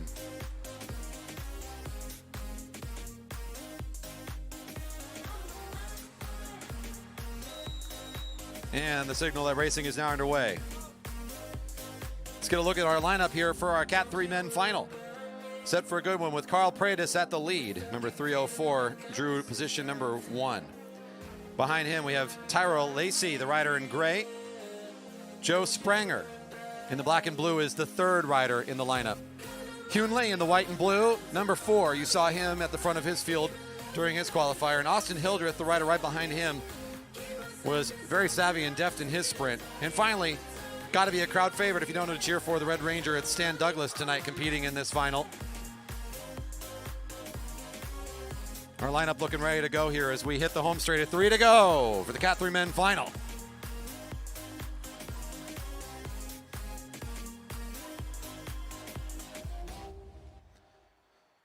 We saw Paredes win his qualifier from the front. he maneuvered to that position. He's now been given that position. We'll see if he chooses to hold it after the bike leaves the track and he's left to his own devices. He may choose to abandon and reset or stay there and try to hold off on the attack as long as he can. We'll see how he races this one. Also look for, again, the pure sprinter Hyun Lee, how he positioned himself. Austin Hildreth, the rider in the 5th position near the back. You saw how he worked from the middle back of the field, and the last time he raced, he's able to quickly close this distance down. Plenty of power to that rider, number 320. Everyone in this field, of course, having qualified, has already shown their top speed is of a higher caliber, so let's see how they put it together now. As we hit the back straight, it'll be Carl Praedis and this field now off on their race. Praedis looking over his shoulder momentarily, trying to see what's going on around to the right of him. The field's starting to wedge up on his position a little bit as he's hitting the home straight. The bell's ringing. It's Praedis still in position. Starting to be 3 abreast here. Spranger, I think, is going to back up and find the wheel of Tyro Lacey. Nobody's up to speed yet as they hit turn 1.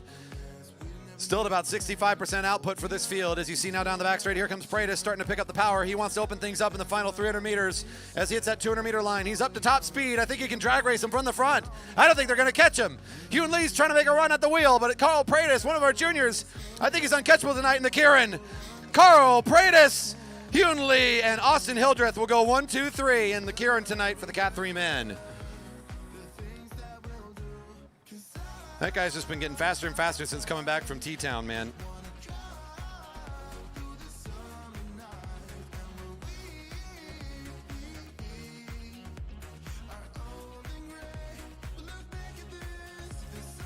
All right, Cat 1, 2 men to the rail for your scratch race. Okay. My apologies. My radio died. We do have some wait time built in here.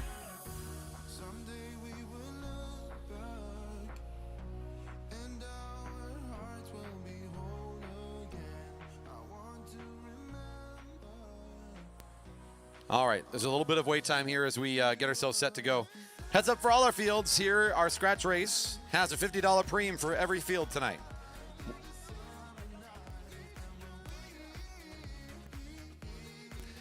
If we do it quickly, here's what you can do, folks. We can make the preem bigger, but we got to see the donations coming pretty quick. You can go to velodrome.org/live, and there's a donate button at the top for preems. That goes straight into the back pocket of one of our fast riders in each of these fields. As we get those donations, we'll split the winnings up and award it to a winner on a fast lap that'll happen during each of these scratches. Again, the link is velodrome.org/live. There's a red button at the top of the page where you can put in a donation that will be earmarked specifically for preems. If we can't get it in tonight, we promise to get it in soon, as we always make sure it goes into the pockets of our riders. 5-minute roll. You can roll on the track if you'd like, or roll otherwise. We need to give wait time for riders that were in the Keirin.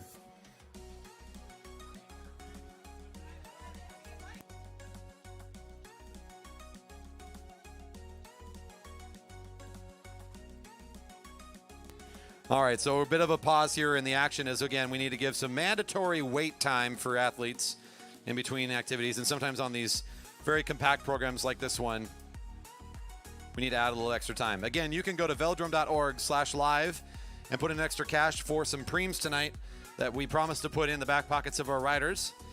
Currently at $50 per field, but every donation we get will just increase that amount. We'll be watching our the incoming payments and see what we can get tonight. You can do it either at home watching on the stream, or of course, if you're here in person, you can pull out your smart device and head to velodrome.org/live. Button at the top of the page for preem donation. It's spelled prime, but it's pronounced preem. Preem donation.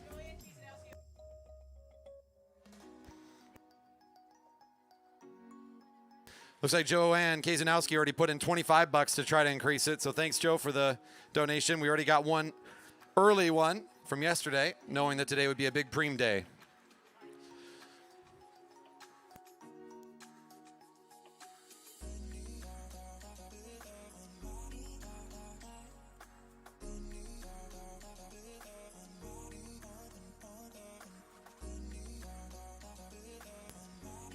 There's another $10 coming in. Thanks, Greta, for your contribution.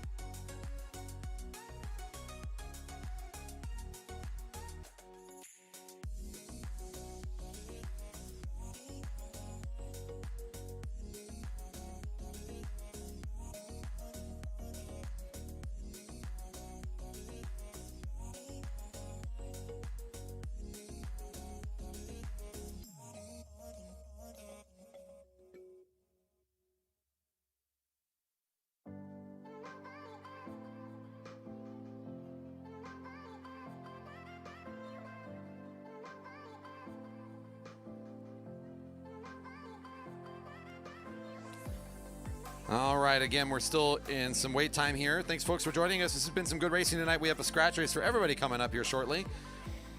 We're currently awaiting on some mandatory rest time for our athletes after the fast and furious Keirins that just got over.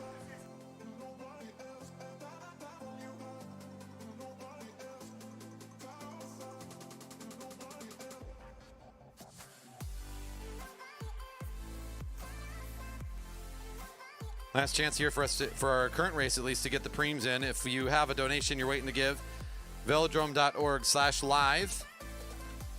Preem donation button right at the top of the page.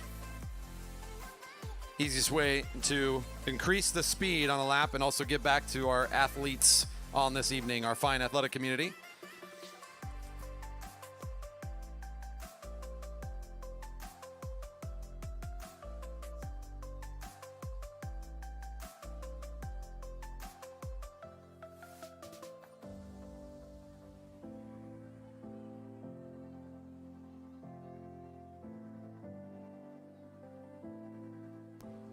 I think that was the call to bring him back to the rail this time. Is that accurate?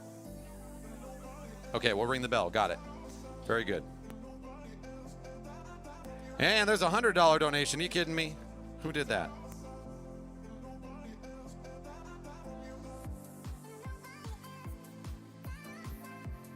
There's another $50 coming in from Michelle. Thank you for your donation. These preems are going to get big. Renee with the $50 donation. Thank you. Brandon throwing in $10. Yep, we're going to get some cash here, folks. The preems are only going to get bigger. Thank you for your generosity. Our athletes will appreciate it.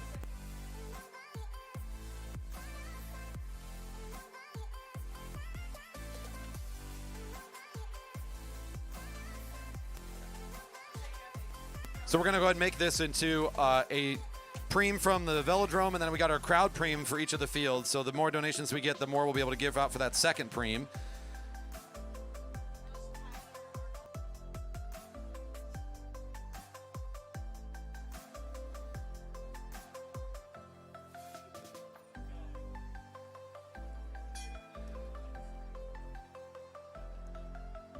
All right, riders in the warm-up here, our wait time. We're now closing it down. Cat 1-2 men can come up to the rail in preparation for their scratch race.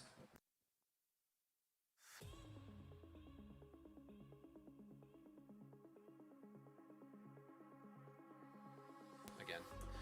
So there should be two preems now, Cat 1-2s, and for everybody else as well. You have at least the $50 one coming from the velodrome directly, and then we have a crowd preem over $50. So two preems in each of these races, two opportunities to get the cash, $50 and then a 50 plus for the crowd preem. We're tabulating what that'll be shortly.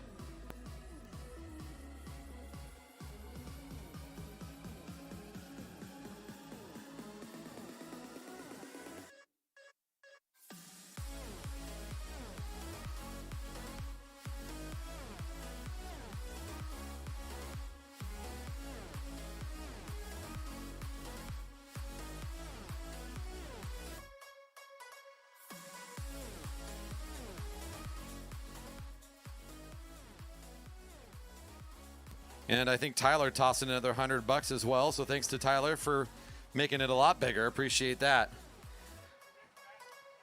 This is going to be a couple of fast laps out here, as I can tell you right now. This is not the featured race. It is not the biggest win in the Omnium, but now that there's two $50 plus preems on the line, I guarantee you we're going to see some speed from these riders on more than one occasion. This is a 30-lap scratch. Scratch racing just means scratch distance on the schedule. You got a 30-lap race. That means at the final lap, there'll be a bell signaling one to go. First riders to cross the line will be your winners. The only thing to mix this up besides that final bell, of course, will be two bells from here. I get to ring two preem bells, letting the riders know on those laps they'll be winning special cash prizes at the line.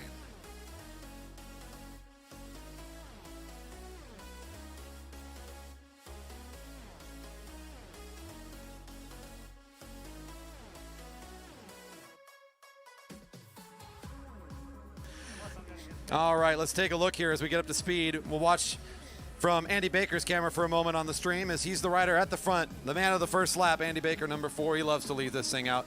You can see the field nice and stretched out behind him in single file formation. With 30 laps, there's lots of time for riders to try different ways to win this race. Obviously, one of the biggest things that will mix up this format and change the tempo is whenever I ring the bell, that'll incentivize a big sprint. Other than that, riders right now working to count down the laps together a little bit. Maybe at some point you might see some early attacks trying to shed this field down a little bit. There's a good showing tonight in the Cat 1-2s. Plenty of competitors tonight. Let's just theorize for a second that nobody tries to go fast in the early laps. You can just figure that the strongest person's going to win. So you need to use endurance and speed as a tactic to apply against those fast finishers. That's what we can see in the early goings of the scratch.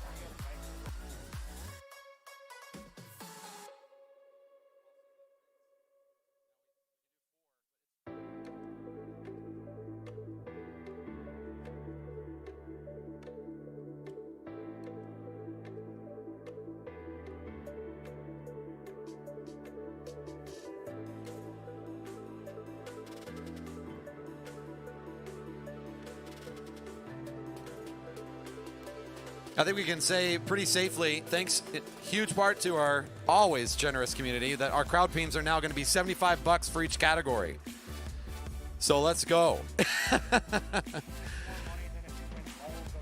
That's a big one. That'll make one of these laps very fast. So we've got a 50 and a 75 for the riders in each of these fields.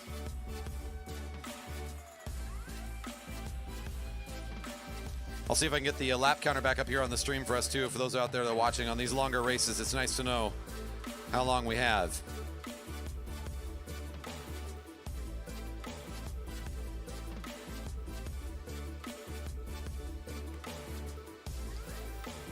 Field saying 26 to go, 26 to go. Carl Hofer now at the front, the rider in the red. Greg Kogut next up in the lineup. In these early laps, you'll also see if nobody's on an attack and you just have this nice constant pace, this is the most cordial formation in track racing. Single file formation, take your 200-meter pole, pull up, slow down, and go to the back. It's like flying in formation. Everybody's got to take their turn and keep it quick. And you'll see sometimes riders in the back middle of the pack will actually leave a little gap and invite you to kind of slot in front of them. That's to keep them at the back of the lineup so they don't have to do any of the work. You want to watch for the greedy riders, because if they're greedy and they're keeping their effort for later, then that probably means they're going to do something big at the end if they're allowed to. The rest of the field should try to apply pressure and hurt those riders with their speed early if they can. Make them work hard, make them work for the ability and the opportunity to be in the race late.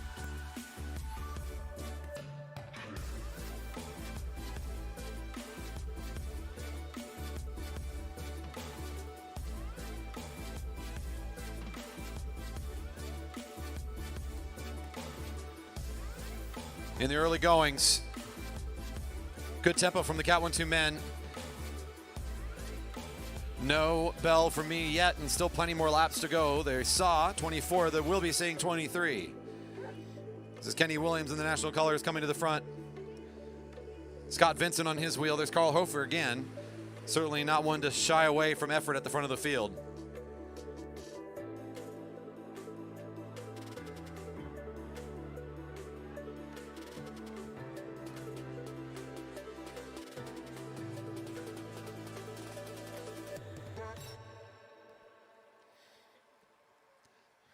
Counting down our laps, taking their turns at the front. Stephen Wilson's, we saw him in that Keirin final. Here's the winner of the Keirin, number 4, Andy Baker at the front. Chris Wilson, the rider number 39 in green, coming to the front for Fountain Cycling. This is a rider who, if I'm going to take a gander at who in this field would want to make an attack early, this would be one of those riders to watch who may try to put something together in the final 10 laps and get away from the field rather than let this stay together and be some sort of bunch sprint.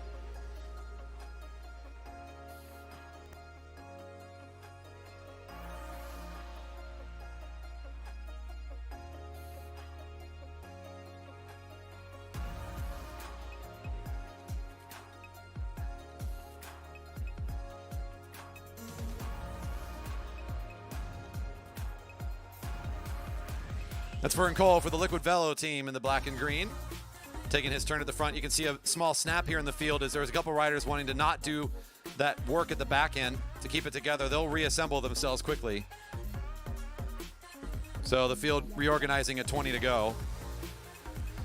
All of our starters still in on the action. Still no bell from the announcer for a preem, and obviously still plenty of laps to go in the scratch. We'll see if one of these little snaps that you see midfield ever forms into a break, into a front and back group. Right now, everyone still has the legs and the desire to keep it together. 19 to go.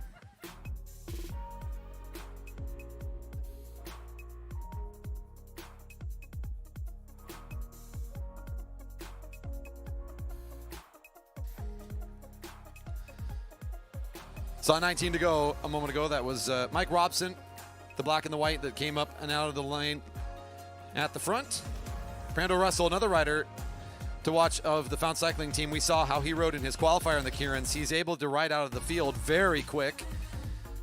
May also try to make it into a break of some sort. Matty Hers, number 15, comes to the front. I'd say one of our overall strongest riders this season when performing out of the field in particular. Always finds a way to be involved in the sprints at the front of the group. He rides for the Keller Rohrbach team. He'll move mid-back of the lineup. Again, one of our lone juniors out here competing comes to the front. It's the Laser as he pulls up quickly with Kenny Williams taking off his effort as well.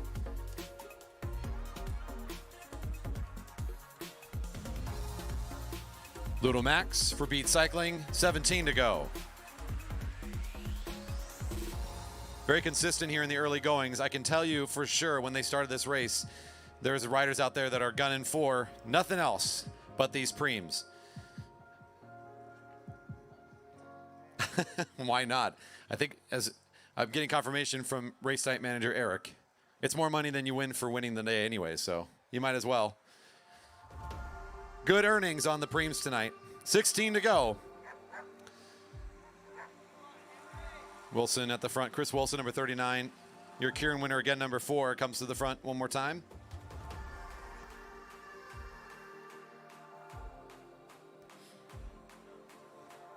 As he comes to the front, he is not sitting still. That's some extra power he's putting on the pedals. He hits it pretty hard on the back straight, and you can see the position of the riders as they start to stretch out a little bit. This is Ludo Max coming into the line as we're going to get $50 to lead the lap. $50 to lead the lap. $50 on the lead of the lap next time around. Ludo Max is already pulling up to the blue line saying, oh my gosh, who's coming next? The K's of the Laser pulls up to the blue line. He looks in the sprinter's lane. He's waiting for somebody to make the attack. The junior says, that's a lot of cash, dude. Let's hit it. Oh, here comes Matty Hers swerving in and out of the lane. He's trying to get up there, but Kaiser wants it. Henry's on his way. Here comes Matty Hers. It's going to be close, but Hers is running at it. Matty Hers, number 15. Hits it hard, coming out of turn 4, and finds it. It looked like the kid had it all the way through the turns, but man, nice acceleration for number 15. They saw 14 to go. Plenty more racing left. We got the big crowd preem still to throw out as well.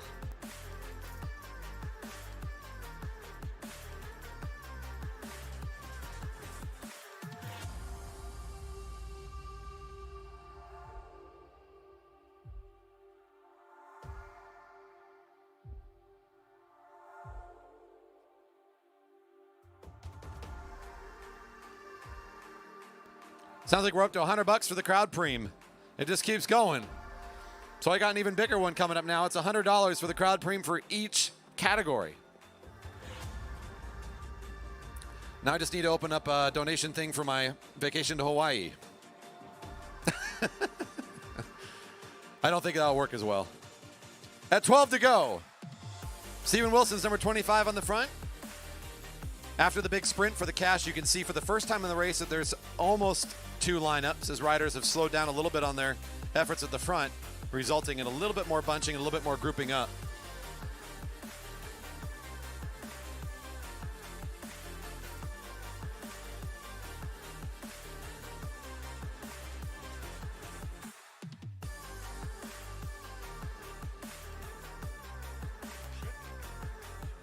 Seeing 11 to go now.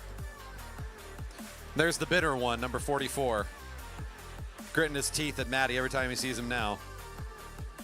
He'll be looking for revenge. The $100 preem still coming up.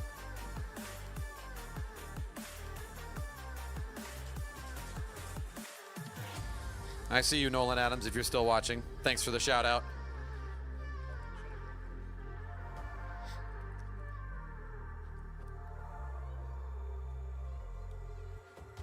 All right, we're getting into the final portions of this scratch race. Good speed in the early parts. We had the sprint for 50 bucks. They're seeing 10 to go. This is, again, getting into that part of the race where maybe there's some riders in here thinking that the formula will be to change up their speed and try to break away from the group. Maybe they're waiting for that preem sprint, thinking that that would be the moment when everybody's in their recovery. But knowing that the final preem is as big as it was, I think the victory really is going to be for most of these riders going for that preem, and then the consolation prize will be the win at the end. At 9 to go, number 39 wants to pick the pace back up again.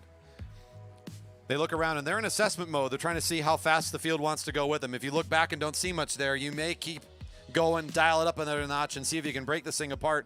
Good response though. So the riders on the attack will go up, sit up, and be back on the back end of the field as now Carl Hofer, the rider in red, is on his pace.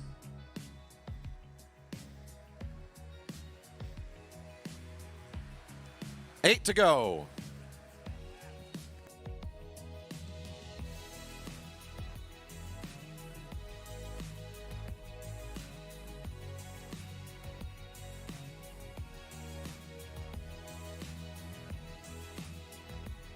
Get a big shout out to the crowd tonight for helping us make things fun. We're looking forward to yet another preem lap, and it's a big one. $100 at the line for one of our, I would say lucky, but it's really going to be fast riders who can be in the right place at the right time as they see 7 to go.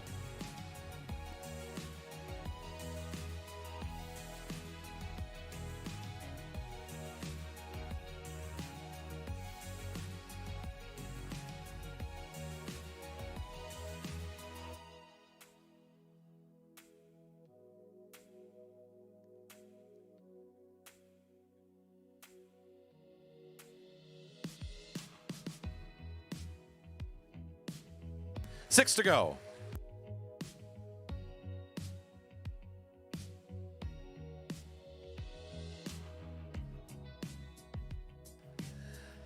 Hesitation from the field as we've kind of set ourselves back in overall tempo just a little bit here.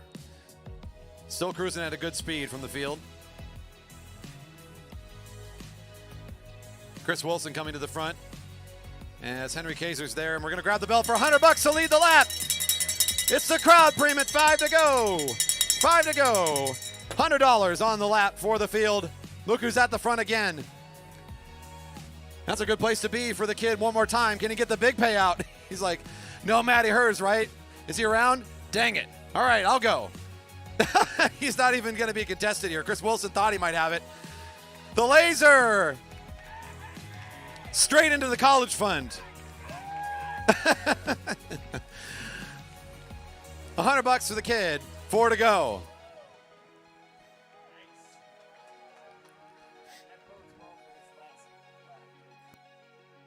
Now we'll see how number 44 does on the last sprint. Because that was 2 very hard sprints in the middle of this race for him.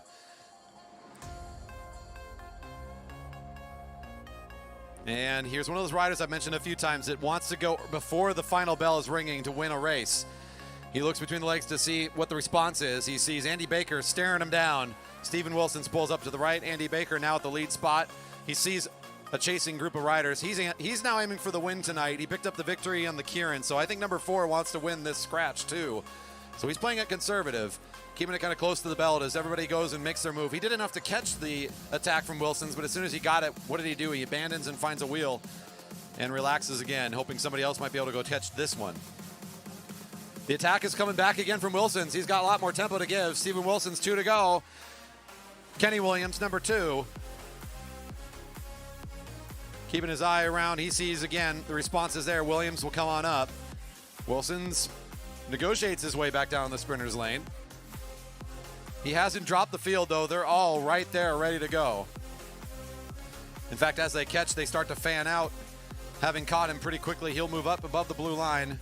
Hitting the home straight. Let's see who can win. Hey, there's your $100 Richard kid down the sprinter's lane. He says, all right, guys, go win this race. 1 to go. 1 to go. Number 15, I think he's going to take a huge effort here at the 400-meter line. Can you believe the move he just made? He had a wide open lane to get down the sprinter's lane, and he's got lots of running room now. Here comes the counterattack from the group. Mike Robson's trying to make a run at it. Brando Russell's also in the lineup. Andy Baker, he wants to win another one.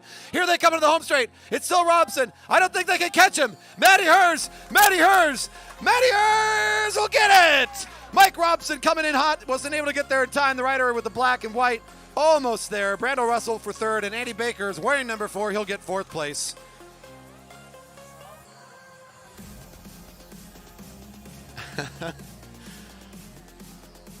You know, the winner in our hearts is Matty Hers, but the banks say otherwise.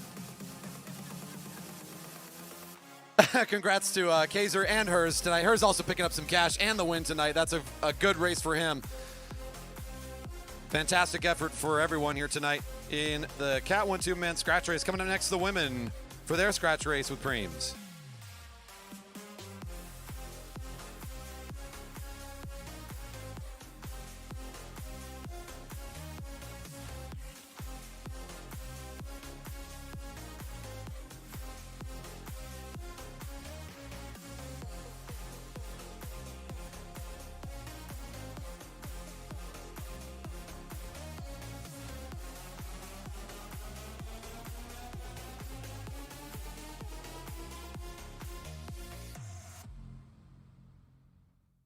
All right, our women coming up to the rail now for their scratch race.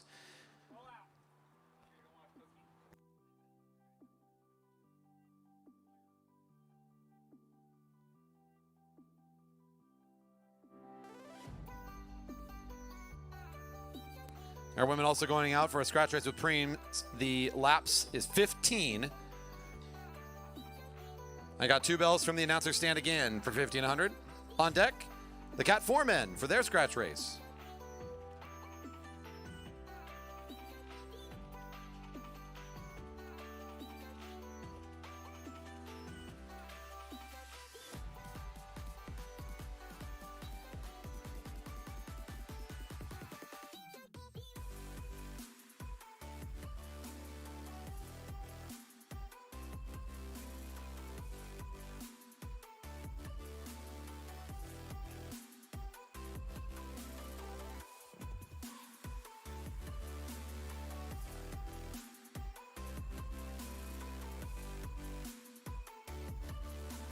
And the whistle is for the first lap of racing. 15 to go for the women in the scratch race with Preems.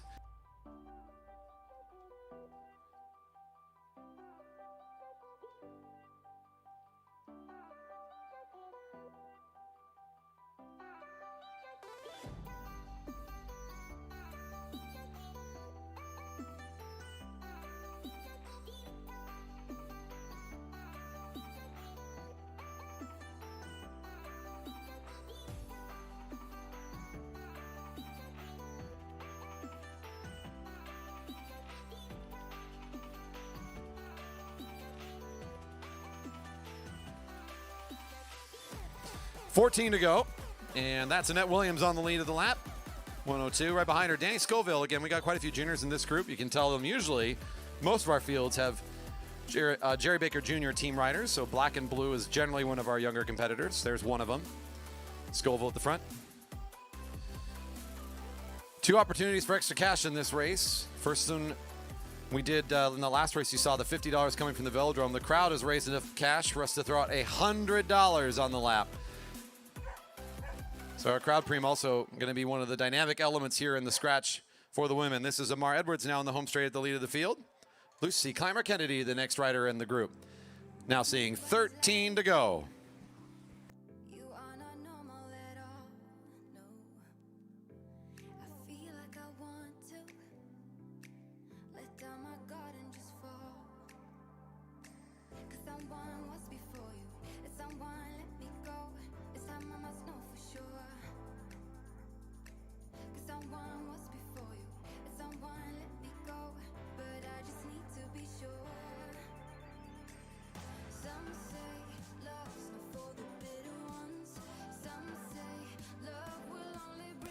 At 12 to go, Kelly Darlene wants to open things up a bit.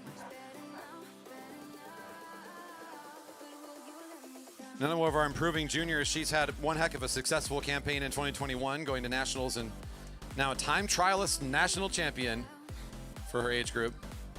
So she's got the eye of the field now. She's certainly able to make moves from the front. That's exactly what she tries to do. Annette Williams will mark it and get up there quickly. Scoville jumping in as well. This may become a break of 3 if they want to keep working together, as the field now has to figure out a way to get back up there at 11 to go. This is 2 things for them. This is 1, protection for the cash. If they can get away from the other riders, have less to sprint against, it makes it easier to be sure you'll be one of the riders in the cash preems. And of course, it's also potentially for the win. Down the back straight, Scoville back on the lead of the lap.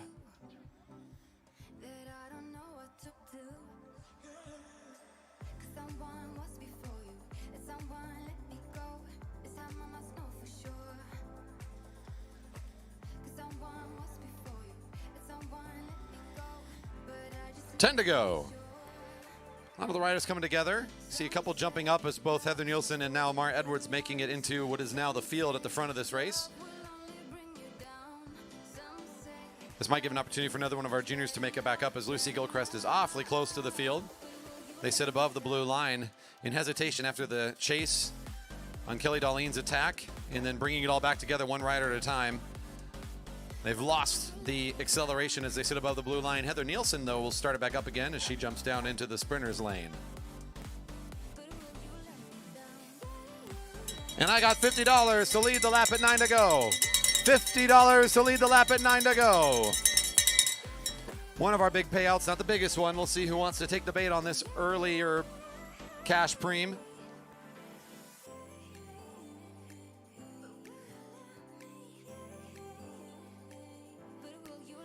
Down the back straight, it's Scoville. It makes the move out above the sprinter's lane. One of the kids wants the $50, but so does Williams. Williams is running at the wheel. Look at the difference in these 2 riders as they hit the home straight. Oh, Williams looking like she'll be able to collect the 50. The Stars and Stripes will take that one.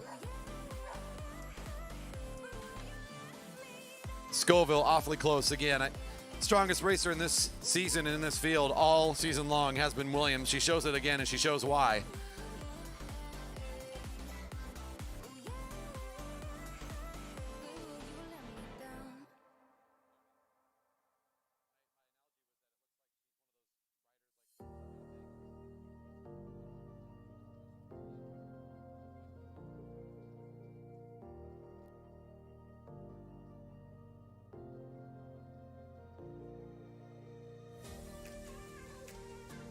All right, we just saw 7 to go as they came across the line there. Heather Nielsen is taking the lead of the field. This group of 3, almost 4, the front of the race. Nielsen, Darlene, and Williams, with Scoville dangling just off the back of it now.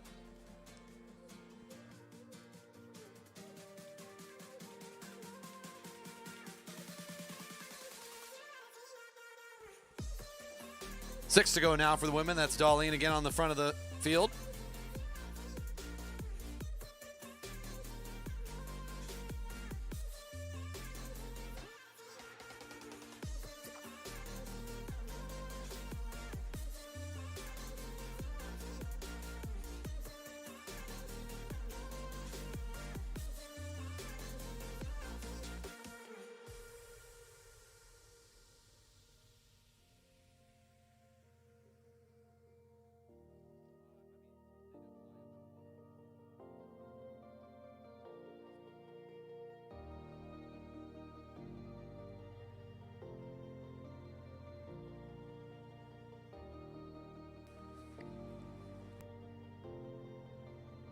Five to go for the field. Again, the 3 that are now coming onto the back straight are the front. We've got a group of 2 in the chase just now coming out of turn 2 of Edwards and Scoville. So their position on the track not too far off the lead, but they are not on the pace right now, so they are losing some distance. It looks like we've got a field of 3 that will be both in the sprint for the remaining cash and for the win in the race. And at 4 to go, I got the cash preem from the crowd. It's $100 to lead the lap from the field. $100 to lead the lap from these 3 riders in the field. Williams, Nielsen, and Darlene. The crowd preem $100 at the front of this group as Nielsen's waiting to initiate any sort of sprint. Watch out for Darlene and Williams to be the 2 that are going to go head-to-head in this matchup. Nielsen's up out of the saddle. She's trying to start this one in turn 3 from the front and stay at the front. Darlene's making a good run at it, though. Good acceleration from the junior. And Williams wants to get another big payout, but I think it's going to be Darlene on her way. Kelly Darlene makes the big hundo. And here's exactly what she should do. Just go and not slow down. She's looking around going, wait a second, I got a gap. I'm going to take this opportunity. And we saw this kid in Trexlertown put out some really good efforts in front of the field. And, of course, her time trial national championship jersey is here somewhere. So she's going to show us what that looks like to ride a tempo and just go fast. Kelly Darlene seeing 2 to go.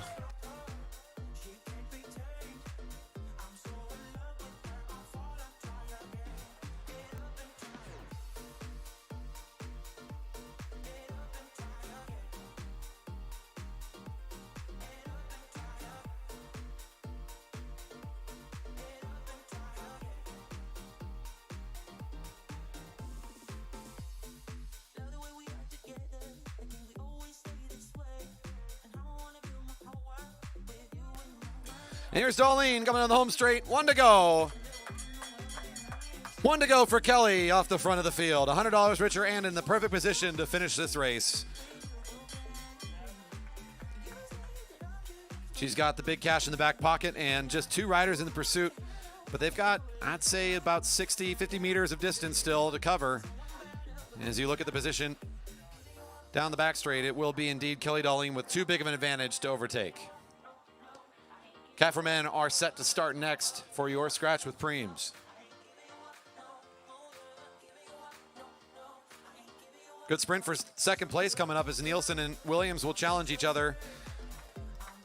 Kelly Darlene, your victor tonight, coming across the line. The sprint behind it will be Nielsen making a great run at the line. Williams will close in for third place tonight. The good set of racing. And the rest of our women finishing up on the lap as well. They're all coming in fast on their final effort. Lucy Gilchrist coming in here, Scoville and Edwards to wrap up their race. And Clymer Kennedy will also be coming here in a moment.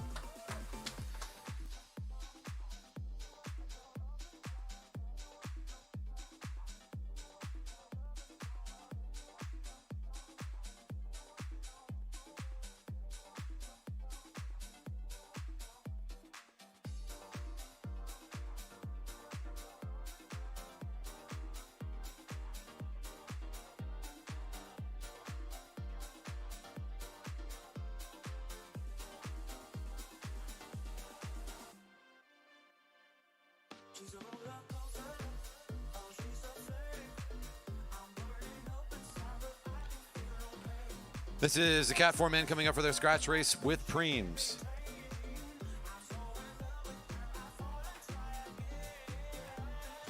$15 laps on the lap cards to get them started shortly.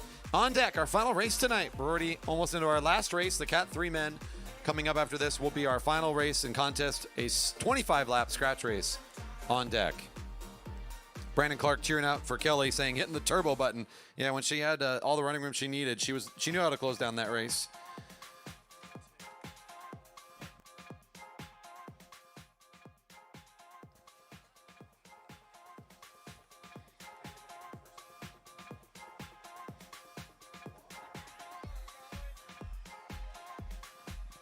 Down the neutral for their 15-lap event, the Cat 4 men for their last race tonight. We've had that unknown distance. A big break for all the kids that came out tonight, which that's always fun to have. I know they're all out of here by now. But they had a good turnout this evening into the Keirins. And here we are with the final event tonight for everybody, our scratch races with Preems. I got the $50 from the Velodrome and then the big $100 donations coming in from the crowd. The crowd Preem, very big tonight.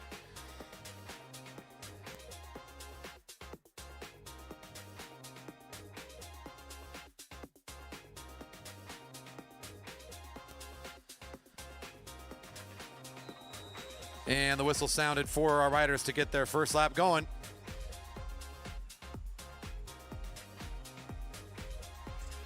That's Brown coming up to the front, 467 to lead the first lap.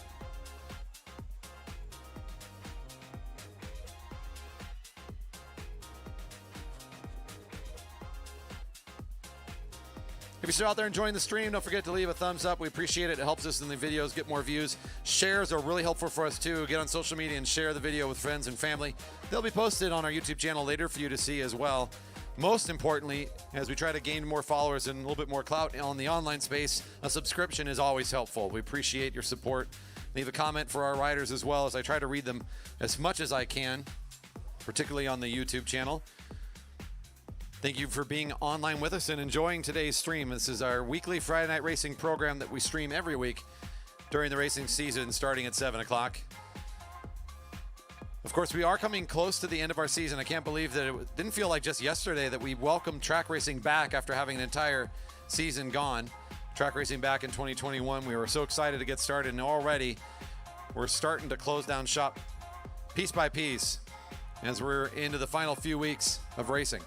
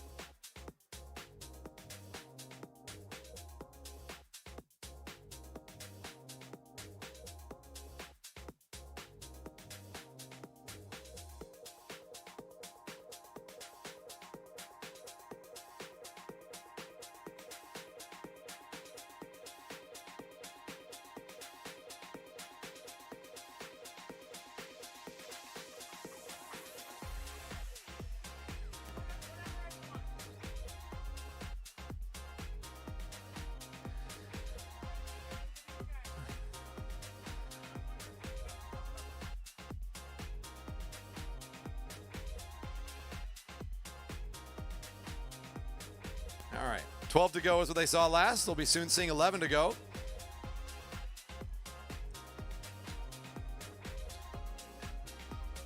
And how about we get up $50 to the field? Whoever's in here, let's go. $50 to lead the lap. $50 at 11 to go. $50 at 11 to go. It's an early cash premium in this 50-lap event.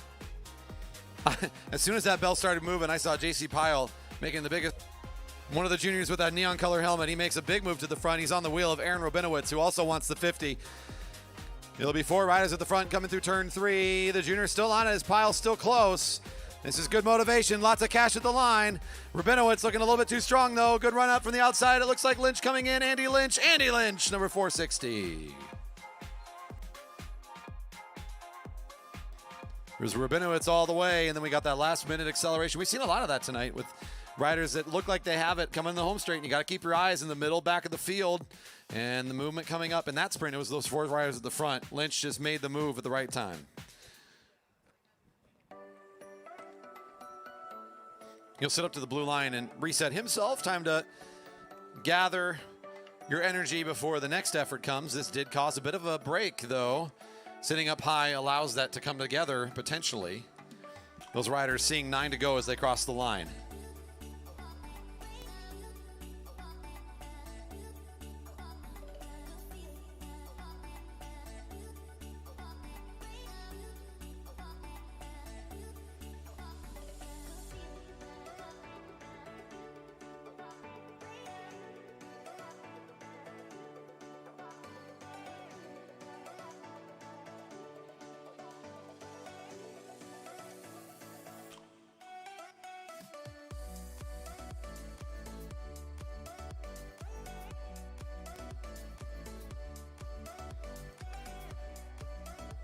Saw 8 to go. Most of our riders starting to gather themselves back up together again after the fast sprint for $50. Lynch, the winner of the cash, sitting at the front of the field. Most important tonight, besides getting the big cash, is winning the races, upgrade points. That's got to be motivating too. So riders not only planning to give in on the cash sprints, but of course finishing at the top of the field. Good for those upgrade points that can eventually earn their way towards the Cat 3 upgrade. Many of these riders, having ridden all season long, are probably getting pretty close. We've had a lot of upgrades out of this field recently, so a little bit smaller tonight as I've seen some of our riders that have been frequent flyers recently making their way up and joining the next group with the Cat 3s. Most of our riders around here, you can probably tell, I don't have to look at a sheet or anything. I know these riders pretty well as we're a local community. These athletes come out nearly every week, commuting from mostly around the Seattle area. We get riders sometimes down from Bellingham, from across the mountains, and of course down and from Portland as well, as we are now in the United States, the only track up here in the Pacific Northwest. We're joined by a few of our track friends up in British Columbia. But most of the riders here, you can tell, are right here from the Seattle area, making the long trip into Redmond, Washington to compete here at our velodrome. A little bit of a break here in the middle of the race after seeing 6 to go, 3 across the track as they hit the back straight.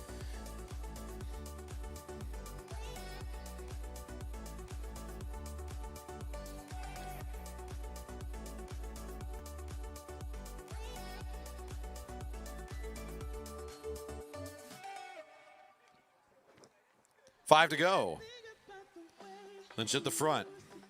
499, David Gilchrist flanking him now in their lineups. 2 riders side by side.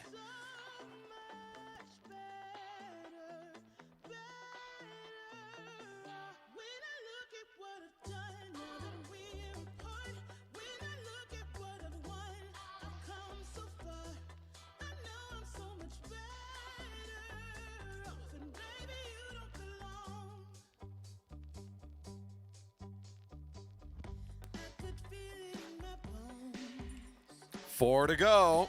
The field bunching up. I think they're just waiting for it now. I feel like the bell ring on an unknown distance at this point. They know it's coming, just not when.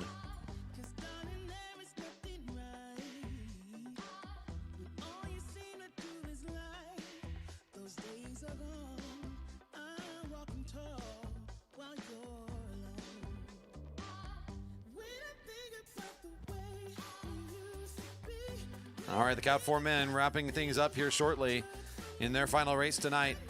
Coming onto the home straight, pretty well bunched up here, seeing 3 to go. And how about this? Here's the $100 crowd premium. They knew it was coming soon. Only a couple laps left. $100 to lead the lap. $100 to lead the lap. And this one is the big one. Maybe bigger than our win tonight. Again, the most important race in tonight's overall Omnium standings was the Keirin, but let's see who can get the big payout. I believe that's going to be one of our junior riders, Jacob Luna, making a big jump down from the rail. He's already several bike lengths off the front. Lynch is trying to recover back up in time. It's Jacob Luna. $100, Jacob Luna. Andy Lynch, Jacob Luna. Luna! On the inside, number 416 is the call of my eye. Woo! Andy was making a great run at it, but this might be just a sign to go, go, go. It's green light for Andy. I don't think there's any reason to backpedal now. Jacob Luna is going to be tired after that effort. He'll sit up and try to find a wheel to be on, but it's going to be Lynch's race to try to win. He didn't get the money on this sprint. He got it earlier, but he can still get the victory on the scratch race. Seeing the 1 to go. It's 1 to go. Andy Lynch in the whole field. Straggling behind him now. Colin Stott's the next closest rider for the junior team. Number 408 comes in the picture in the black and blue on turn 1. We still watch Lynch as he's the one in the lead spot. Everyone else is behind him on the track. Oh, good move from the junior team rider. Colin Stotts, he still has enough power to try to catch up. Time's running out. There's not a lot of track space left. Rabinowitz is trying to do the same. The sprint on for the win. It's still going to be Lynch on the pedals, looking unbeatable here. It'll be Andy Lynch, Colin Stotts, and Aaron Rabinowitz going 1, 2, 3. Cat 4 man with a fantastic final race tonight.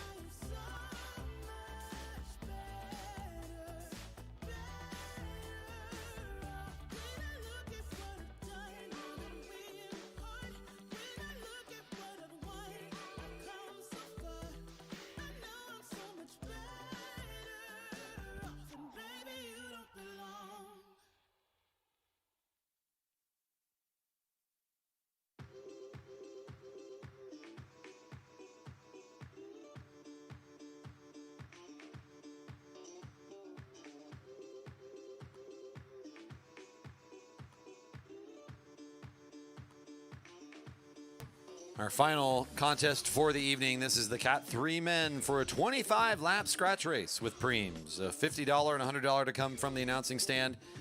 Those preems on my bell.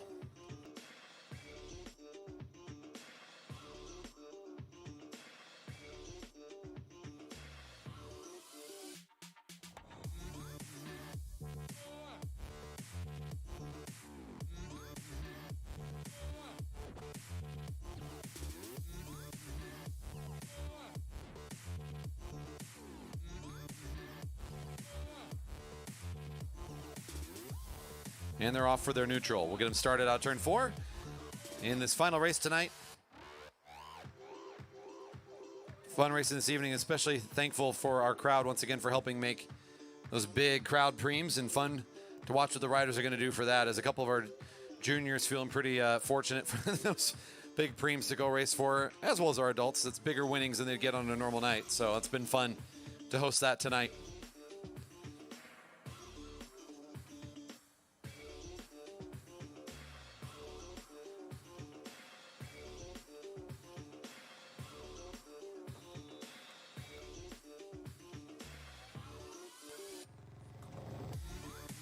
.25 to go, and the whistle signaling the beginning of racing. The Cat 3s in their final race tonight will start this lap with Carl Pratis at the lead.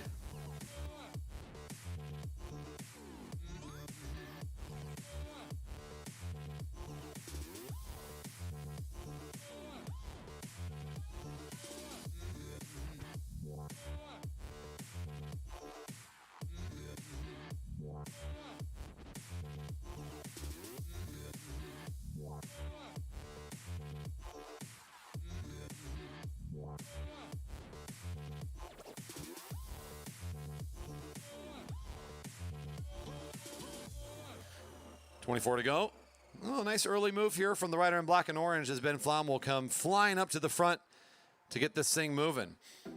He's got enough laps here that he may be able to apply some of his strength with endurance racing to try to hurt the field a little bit from just sitting still. You can see everybody stretched out trying to recover from his big effort here. 23 to go behind the big effort of Flom. Meinhardt and Lacey both pulling up to the right. Joe Spranger slowing off the pace. The Red Rangers there, Stan Douglas. And now one rider slows down and the whole field follows suit. The rider in purple coming into your picture now at the front, that is Tyler Arnoldi. Also one to go, go, go. Doesn't know how to slow down.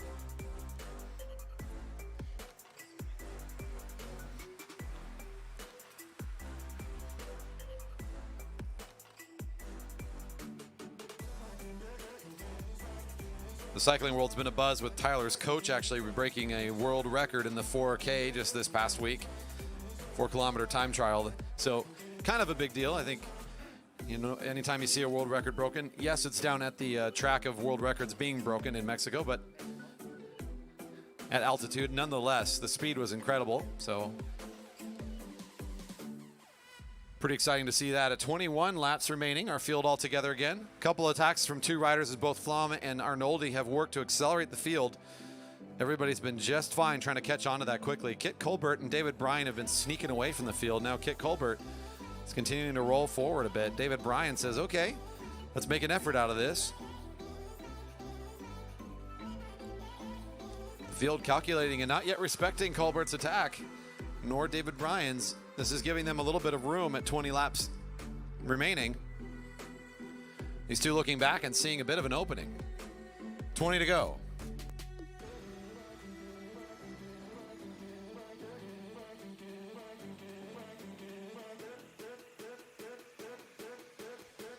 There's Ben Flom again. Out of the field will be the next rider to try to catch. That's the rider in black and orange that you see right in front of the rider in blue. That's Joe Deck.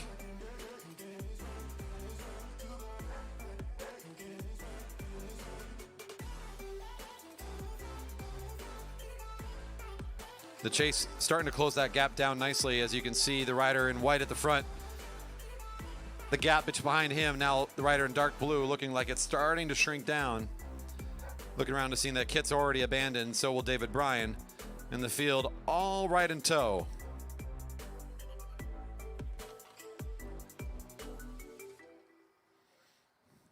Joe Deck now coming up to the front.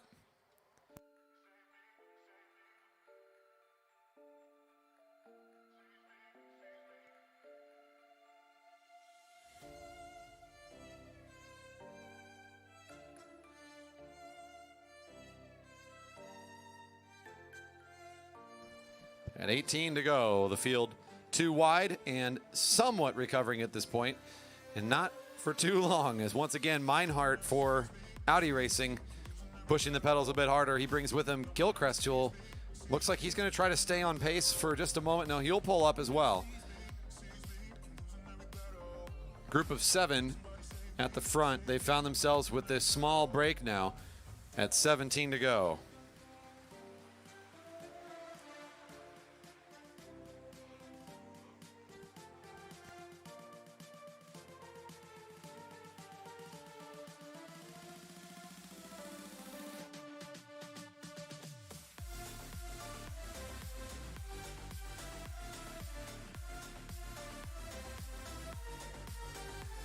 Is that so, Mike Ritter? I see you on here. I'll need to check in with her about that to confirm. 16 to go. Again, good pace here from the group, but they're waiting for and anticipating, which should be the most exciting laps for them in their minds, the 2 big cash payouts.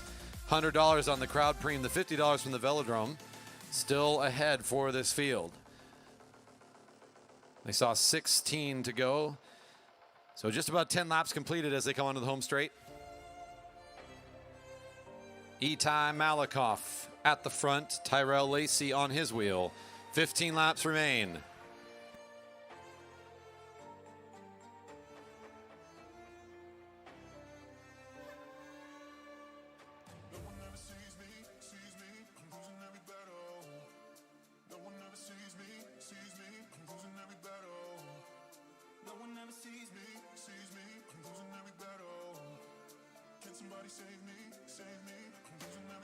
Okay, Parker.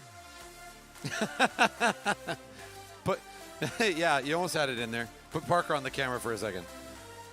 That's Parker Stanford, everybody. Ringing the bell. Yes.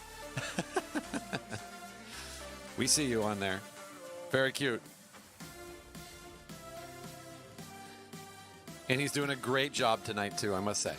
Laps and bells, an important role for our volunteers to help with the evening going smoothly.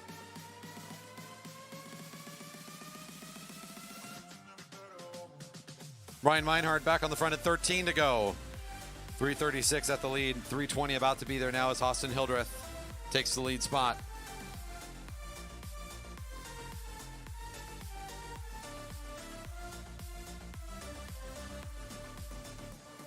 Not letting any of these things get away. Almost every rider in this field, there's at least somebody nearby when there's acceleration in the front to make sure that this stays together. We only saw one temporary break in this race so far as Kit Colbert kind of moved away with David Bryan.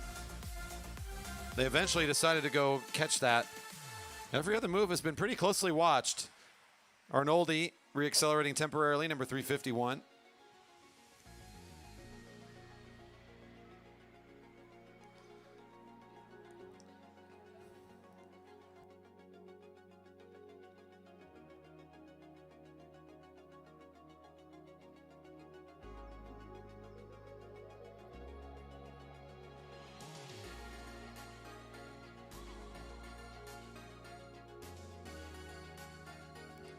At 11 to go. Crowding up a little bit.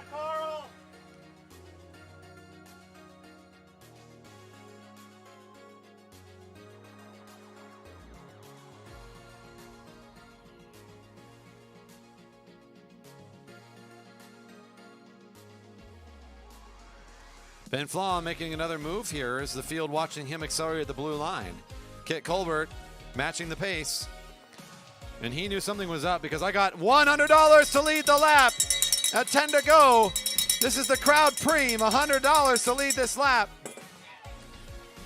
Ben Flom sits up as the bell's ringing. He's not going for the cash. He knows the big sprinters are going to line themselves up now. So now he's going to watch as a couple of the kids come to the front. It's Joe Spranger. Go, Joe, go off the front.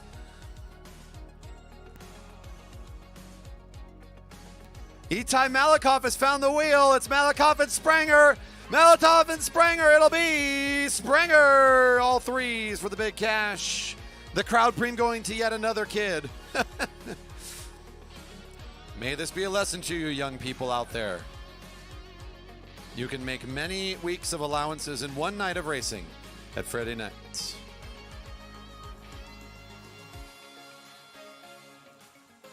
All right, good cash for Joe, and this is exactly what he should do in this position. He's got help. He's not alone. Why not try to race this a little bit? So he's going to keep on his pace and see what happens with it. Joe's always on a bike. He's got plenty of endurance. So we'll see what he can put together here, as he does have assistance with Itai.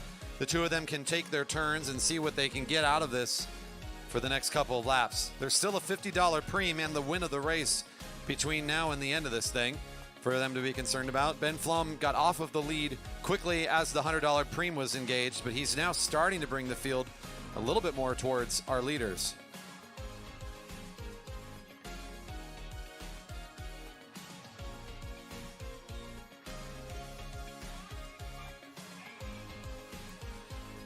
Spranger and Malakoff, the gap has closed just a bit as the field has got plenty of riders to share the work and only two off the front. Both of the Jerry Baker Jr.'s team. You can now see Joe Deck, one of the riders that has not placed the top three in the racing tonight for this field, but he's plenty willing to do this closing effort now. A good acceleration for him, and it'll be enough to start bringing together and to invite our leaders to pull up and slow down again. Coming onto the home straight, seeing 6.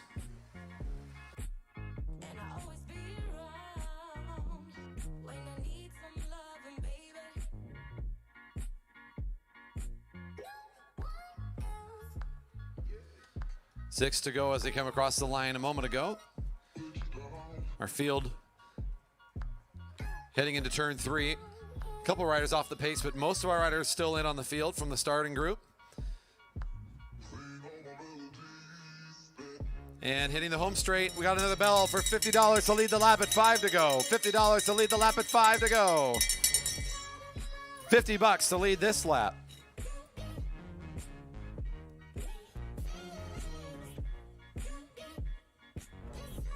Flom moves to the front. He hasn't fully engaged the sprint yet, though. Oh, man. He wants more?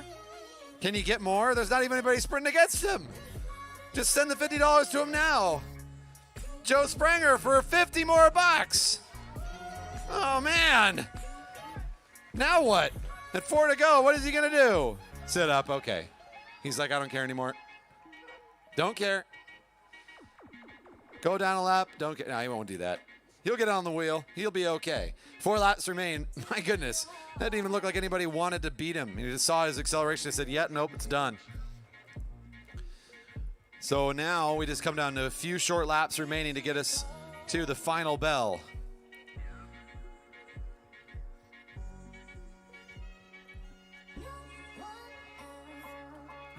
Field seeing 3 to go as they hit the line.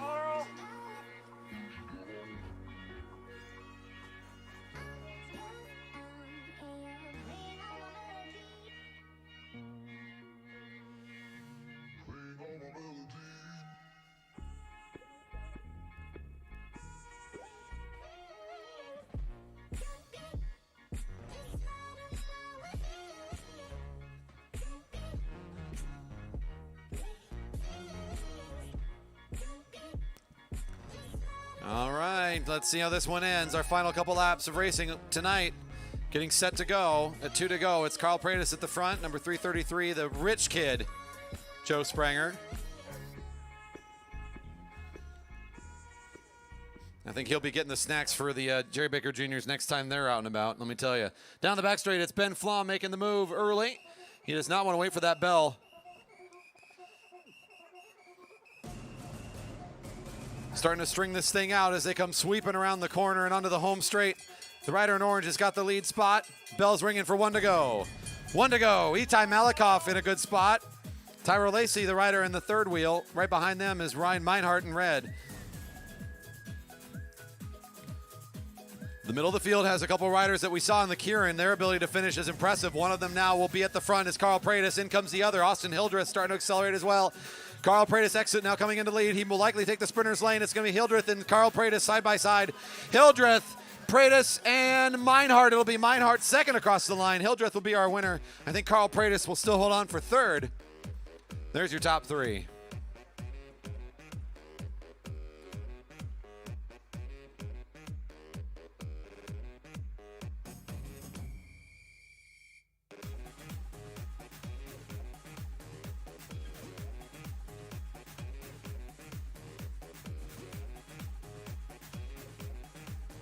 All right. And as announced already, that was our final race of Friday Night Racing. I see most of our fans already starting to pack up and head out. It is a cold evening here at the Velodrome. We had a cold Friday today, but big thanks and shout out to our fans for sticking around and cheering on our athletes here at the end. Appreciate you all being here. Before I'm off stream, how about one more quick round of applause for the athletes themselves for a great night of racing, everybody. Put your hands together for a great night. Thank you very much. My thanks as well go to the team behind the scenes, our officials that make our racing safe and, of course, official. Our volunteers. Tonight, I was a little bit more lonely up here, but I thanks to our race night manager, Eric, for always being up here to help in all the stuff he does. He is the Swiss Army knife of work around here at the track.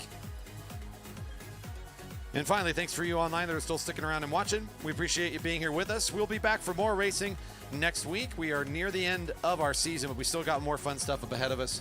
Thank you again for joining us, and we appreciate you all out there. Have a fantastic rest of your night, and we look forward to hosting you for more racing here at the Jerry Baker Memorial Velodrome.